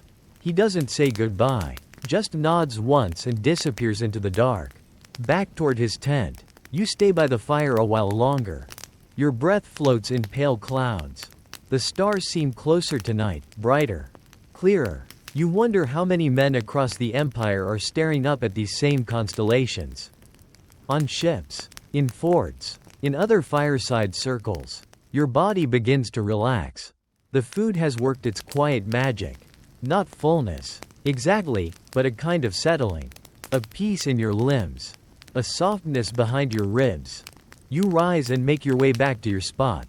Cloak drawn tight again. You lie down, facing the sky, spoon still in your hand. And just before you drift off, a whisper reaches your ears. Someone stole a chicken. You blink. Of course they did. Because when rations run low and patience runs dry, some soldier always does the unthinkable. You don't even sit up. Not at first. Just let the whisper hang in the air like smoke. Someone stole a chicken. You stare at the stars, trying to decide whether it's worth the energy to care. But then, as your ears catch the rest, it was from the supply tent. They wrung its neck behind the latrine. Your stomach shifts. Not out of hunger, out of curiosity. Because in a Roman military camp, a stolen chicken is not just food. It's an event. You rise slowly, muscles protesting. Your joints click like a badly constructed aqueduct. You wrap your cloak tighter and walk toward the low murmur of voices near the edge of camp. Sure enough, a small crowd has formed. Not rowdy, just focused, alert. Everyone's face carries the same expression, part amusement, part calculation, part envy. The chicken, what's left of it, is already being cooked. It's trussed over a fire on a spit fashioned from a sharpened tent peg. The flames are small, the smoke low. Careful, whoever did this knew the risk. The thief, or perhaps the culinary hero, is a wiry soldier from Gaul. You don't know his name, only that he talks in short bursts and always seems to have flour on his tunic. Even when flour's been out of stock for days. He rotates the spit slowly, almost reverently, the fat dripping into the coals with quiet hisses that sound louder in the night.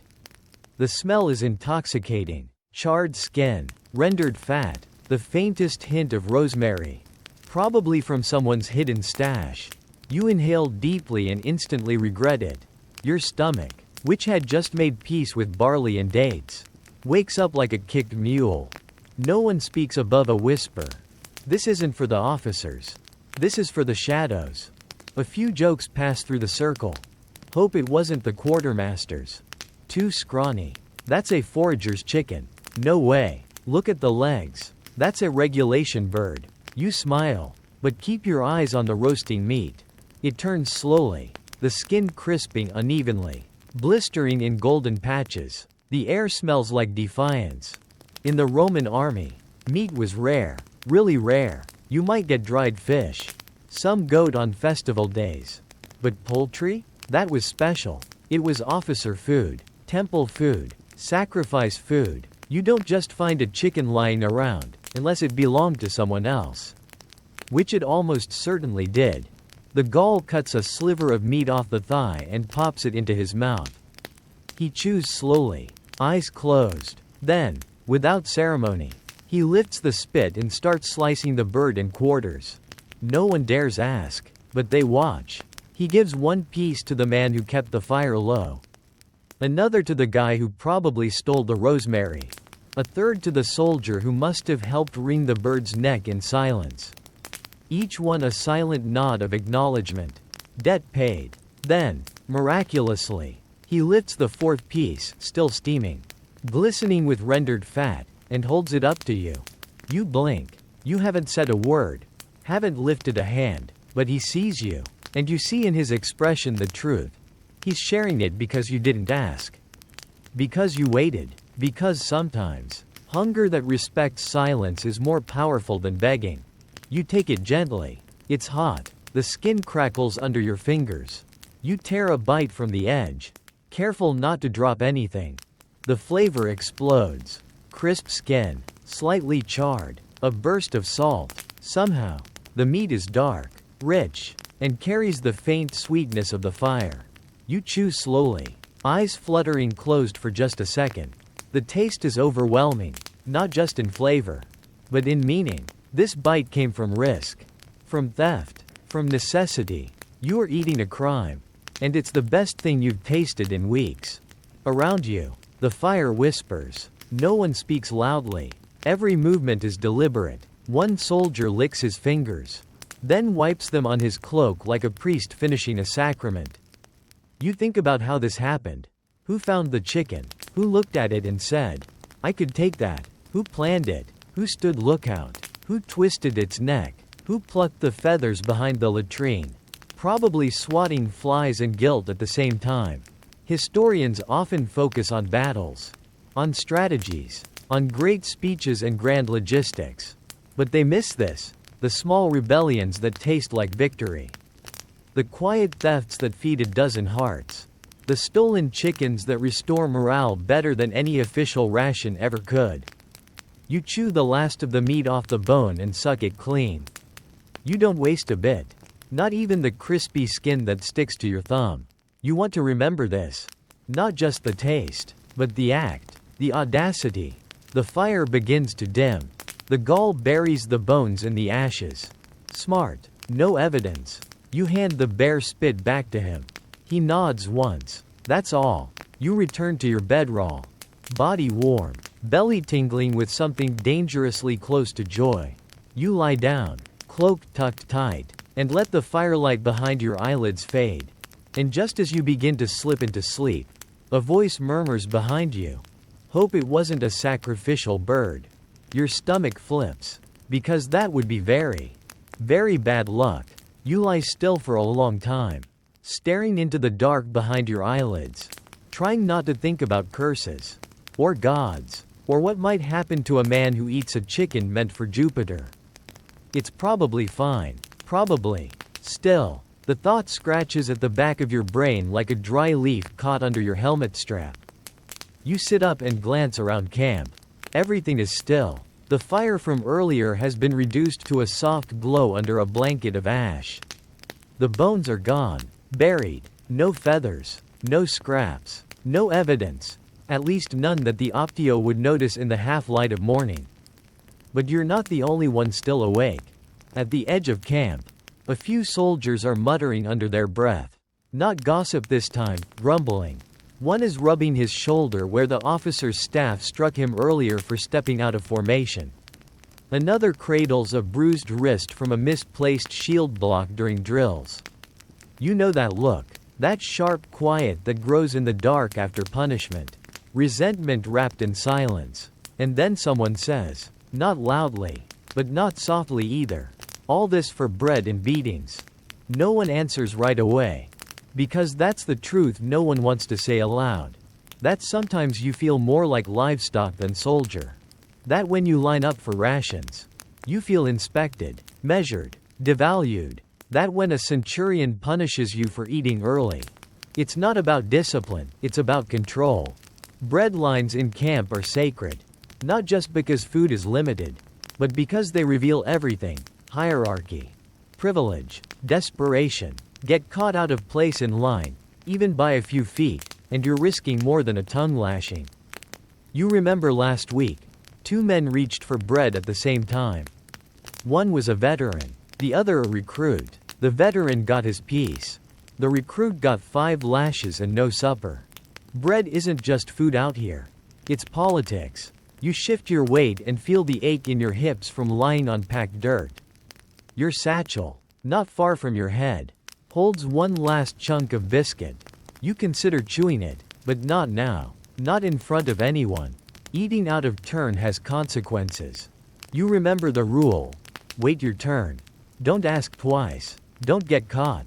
Roman rations are standardized on paper, grain, wine, oil, salt, maybe meat if the gods are feeling generous. But in practice, the system favors the clever and the connected. Officers skim. Supply runners trade. Even cooks keep the best scraps for friends. It's not a betrayal, it's survival. You've watched it happen.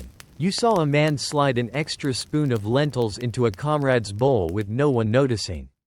Or so he thought. The next day, he was reassigned to latrine duty for unauthorized ration handling. Another time, a young soldier caught sneaking bread before the line was called was beaten in front of the cohort. 5 lashes, one for each finger that had touched what wasn't his. You glance at your hands. Calloused, cracked, scarred. You can still feel the sting of that punishment, even though it wasn't yours. Watching it was enough. And yet, you understand why he did it. That bread, barely larger than a clenched fist, was warm. You saw the steam curling off its crust. He didn't grab it out of greed. He grabbed it out of instinct. Your stomach twists just thinking about it. Historians often marvel at the efficiency of Roman logistics.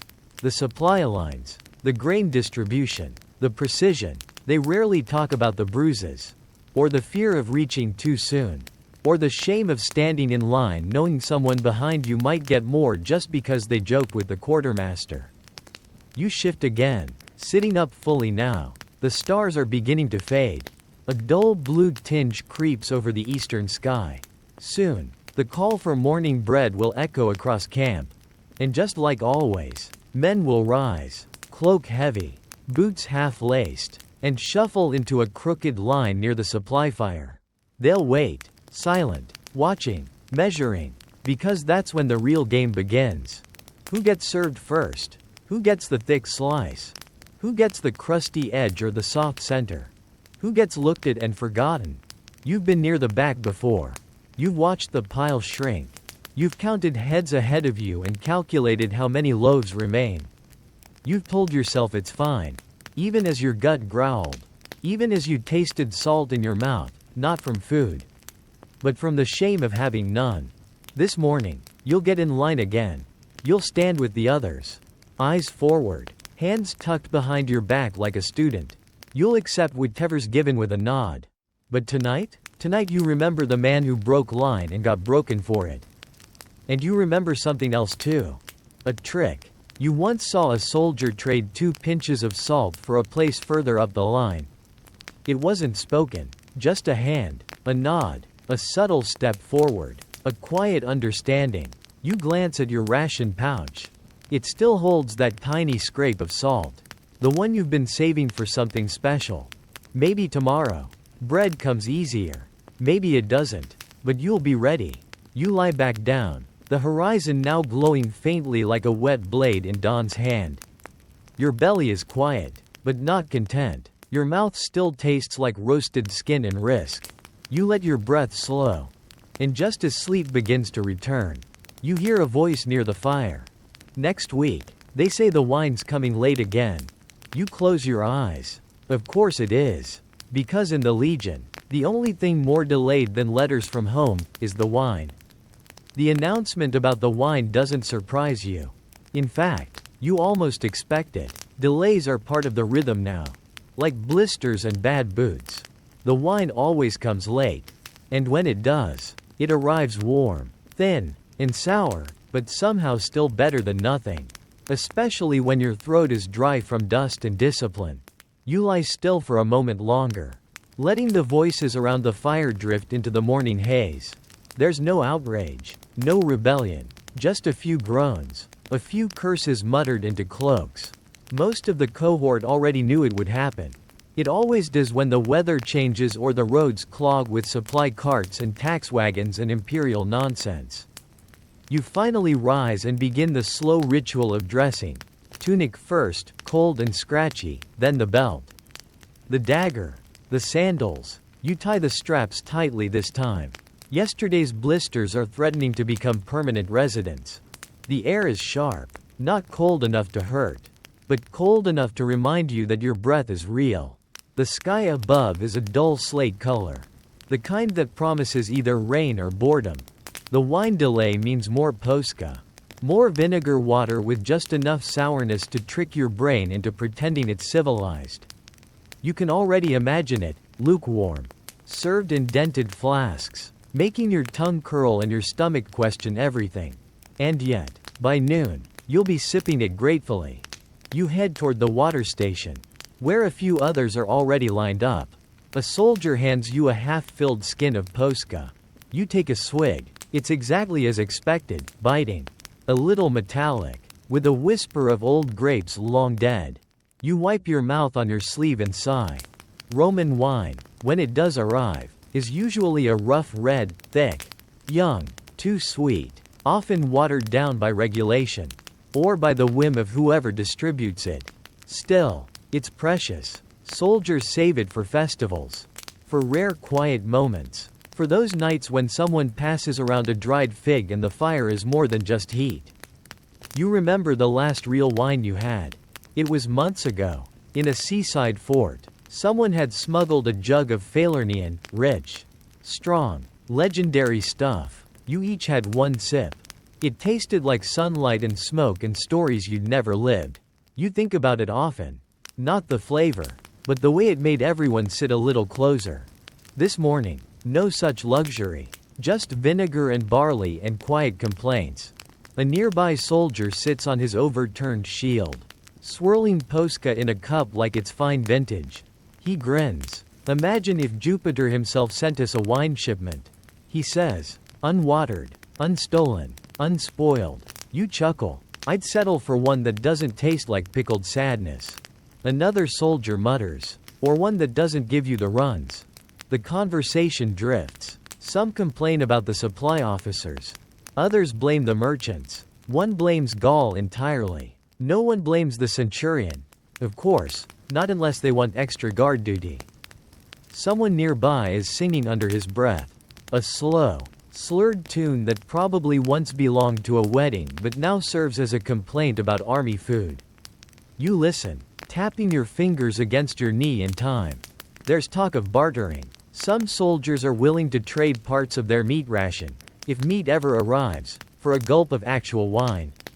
Others offer herbs, oil, or even needlework. One man whispers that he knows a cook in the officer's tent who sometimes loses a flask.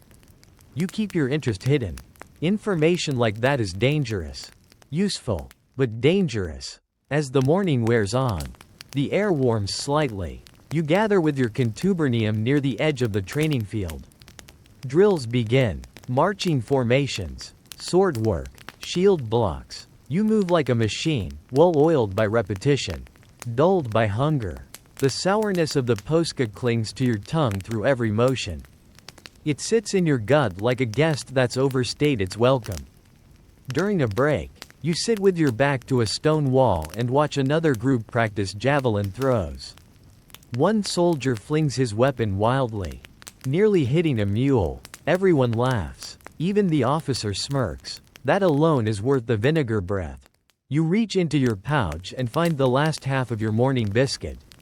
You break it slowly, chewing with care. No salt, no oil, just the same hard crust and dry crumble.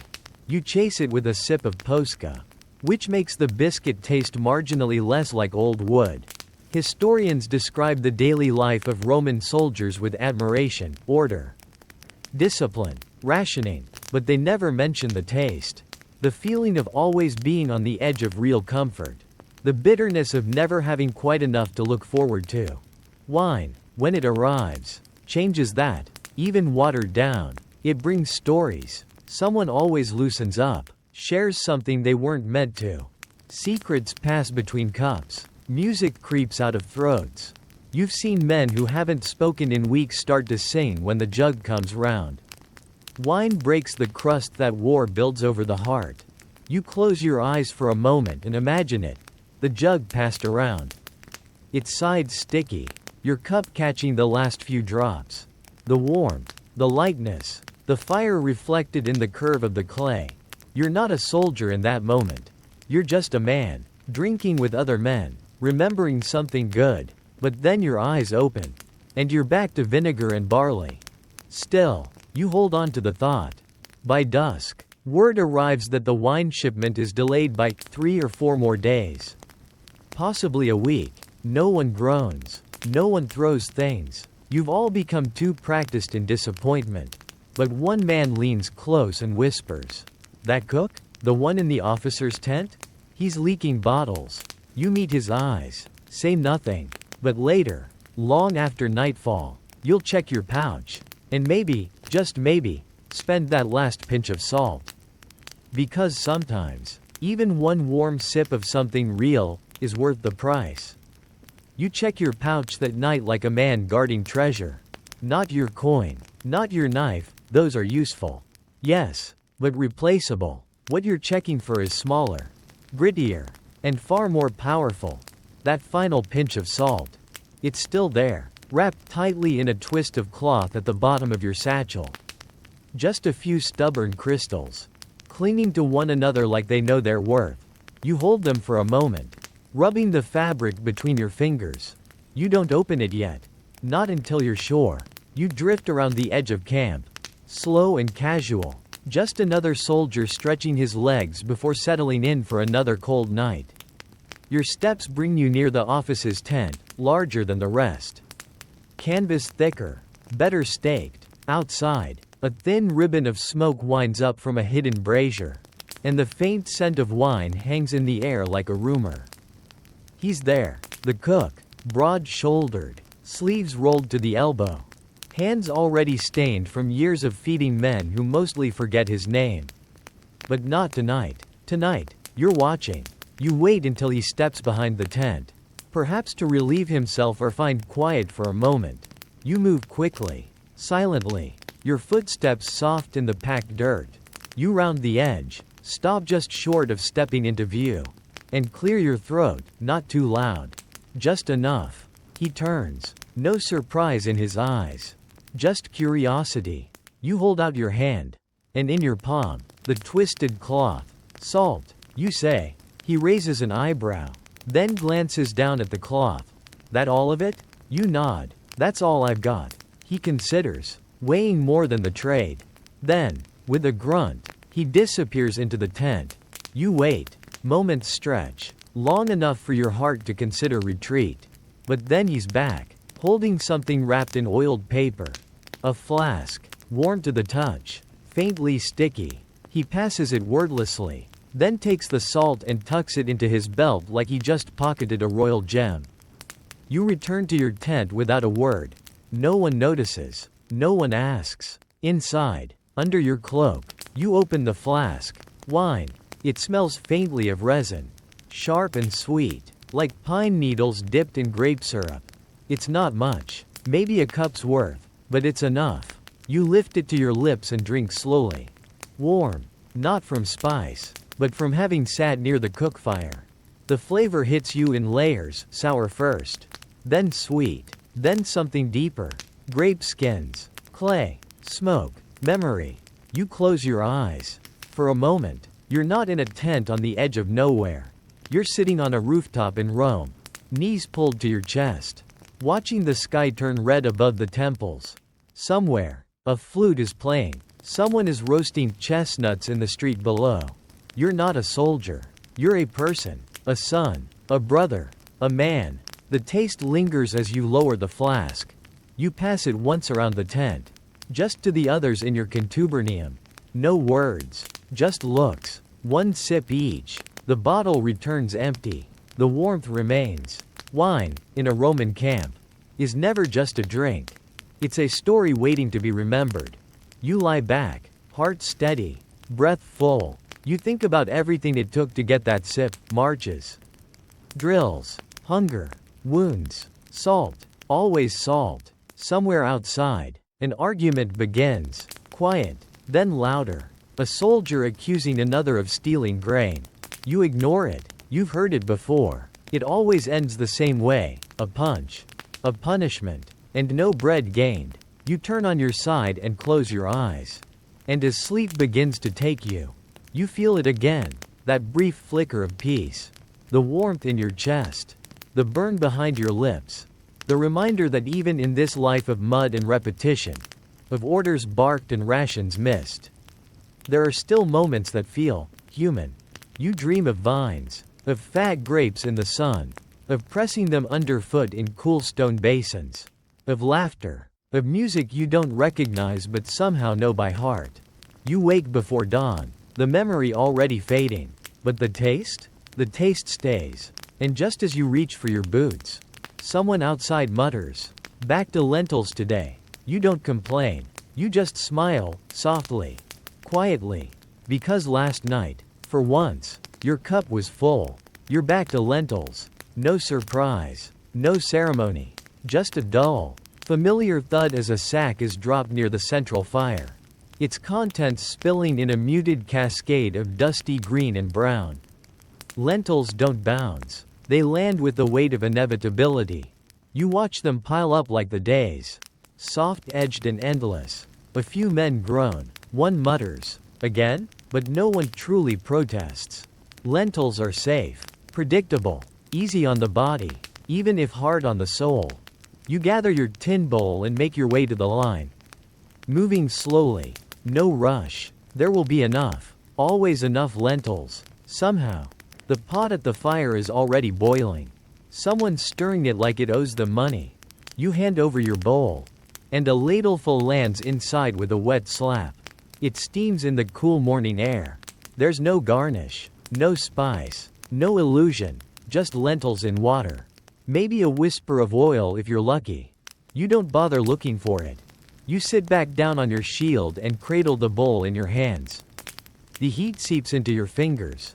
You breathe in the smell, earthy, simple, timeless. You eat. The first bite is always the same, soft, bland, vaguely mealy, but it fills the cracks, puts weight in your belly. The warmth moves outward, into your arms, your legs, your breath, not pleasure, but comfort. You chew slowly, methodically. Eating lentils is a kind of meditation. You don't rush it, you don't savor it, you just do it. Spoon in, chew, swallow, repeat. It gives you space to think. You remember your first days in the Legion. How even lentils had felt exotic then. How you'd asked what they were called. How an older soldier had laughed and said, "They're what your stomach marries. Get used to it." You have. There's talk around the fire today. Not rumors, those are quieter. More dangerous. This is idle chatter. Plans. Speculation. March tomorrow?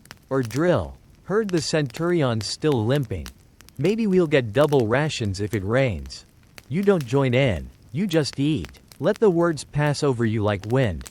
One man next to you is adding something to his bowl, a crushed leaf.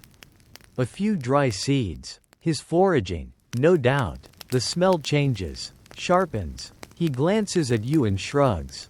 Bitter. But interesting. You nod but don't ask to try it. Some flavors are best left mysterious. Someone else mentions garum, wistfully. Another jokes about the chicken from a few nights back. Still the best meat I've had this month, he says. You agree silently. Your bowl is nearly empty now. A few lentils cling to the rim. Reluctant to leave, you scrape them up with the back of your spoon. Waste is unforgivable. You don't leave food in the field. Not ever. You set the bowl down and sit back, letting the fullness settle into you. Not indulgence, just quiet. Steady heaviness. The kind that anchors you. Keeps your hands from shaking when the day grows long.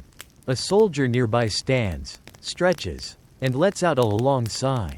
Same thing, different day, he says. And it's true. Lentils don't change, but you do. You've learned their moods. Undercooked, they bite. Overcooked, they dissolve. With salt, they're rounder. With garlic, sharper. Alone, they're just there. A reminder that you are not yet starving. Historians might call the Roman diet monotonous. And they'd be right. But what they miss is the way that sameness becomes its own kind of comfort. The way routine can hold you up when everything else is falling apart. You lie back on your cloak, full enough to be calm. The sun is climbing slowly. Its heat still distant. You cover your eyes with your arm and let your breath slow. For a moment, you imagine a world with different food every day. Bread still warm from the oven. Roasted meat glistening on a spit. Fresh figs, honey, cheese. You've had them all, long ago, in another life. But then you open your eyes. And you're still here, with your bowl, your spoon, your lentils. And that's okay. Because these small things, they last. They carry you through. A soldier walks past, his bowl still steaming.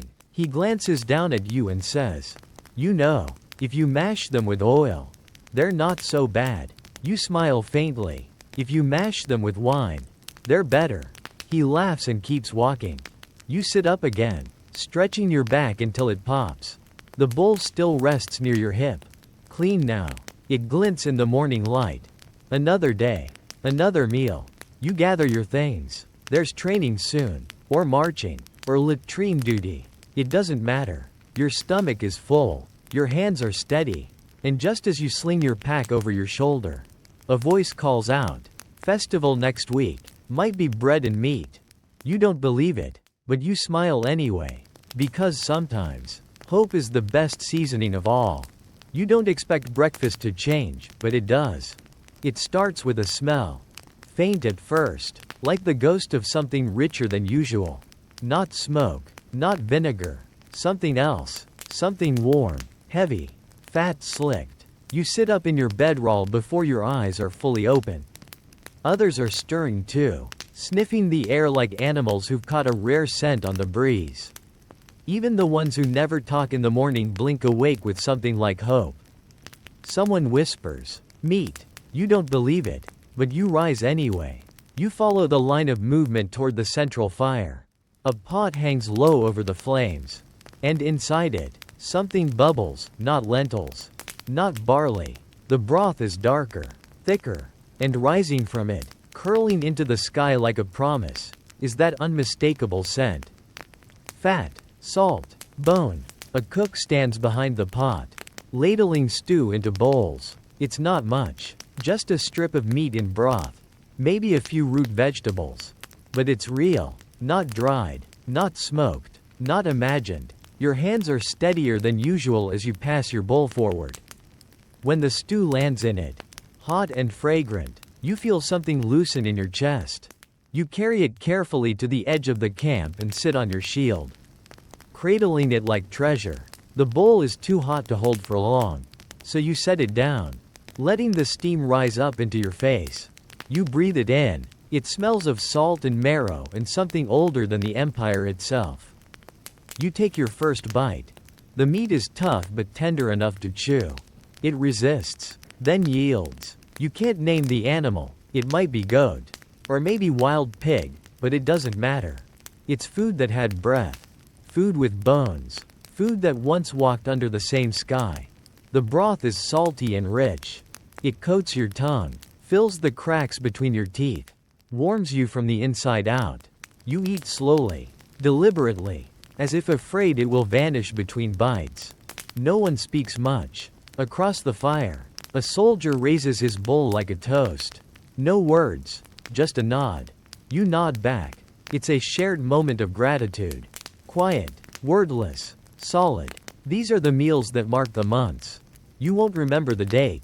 You'll remember the taste, the warmth, the way steam curled into the morning air like incense. The way your body stopped complaining for just a little while. You drain the last of the broth with a chunk of dry bread. Even that feels luxurious now. Soaked through with flavor. Transformed from something brittle into something soft and generous. When you finish, you sit still for a while. Not out of fatigue, though that's always there, but because you don't want to break the spell. The bowl rests in your lap, empty but heavy with satisfaction. Someone jokes, "We must be getting ready to die. They always feed you better before a bloodbath." Another answers, then may tomorrow be a massacre. They laugh. Not because it's funny, but because it's true enough to deserve a grin. You think about how many meals you've eaten in the field. Hundreds. Maybe more. Most forgettable. But this one? This one has weight. Not because it's meat. Not even because it's rare. But because it felt like someone remembered you were human. As the morning unfolds, there's new energy in the camp. Marching is crisper. Jokes fly easier. Even the centurion's voice sounds less like thunder and more like rain. Food does that. Food binds men together. Not banners. Not speeches. Meals. Shared hunger. Shared satisfaction. Shared silence. Historians write about conquest, strategy, victory. But they forget to mention stew. They forget the importance of a single hot meal between 10 cold nights. They forget the difference a single bone in broth can make to a man on the edge of exhaustion. You won't forget. Later that day, you write a letter you'll never send. Just a few lines on scrap parchment. Tucked inside your satchel. It reads, "Today we had meat. I remembered what warmth feels like." And then you stop writing.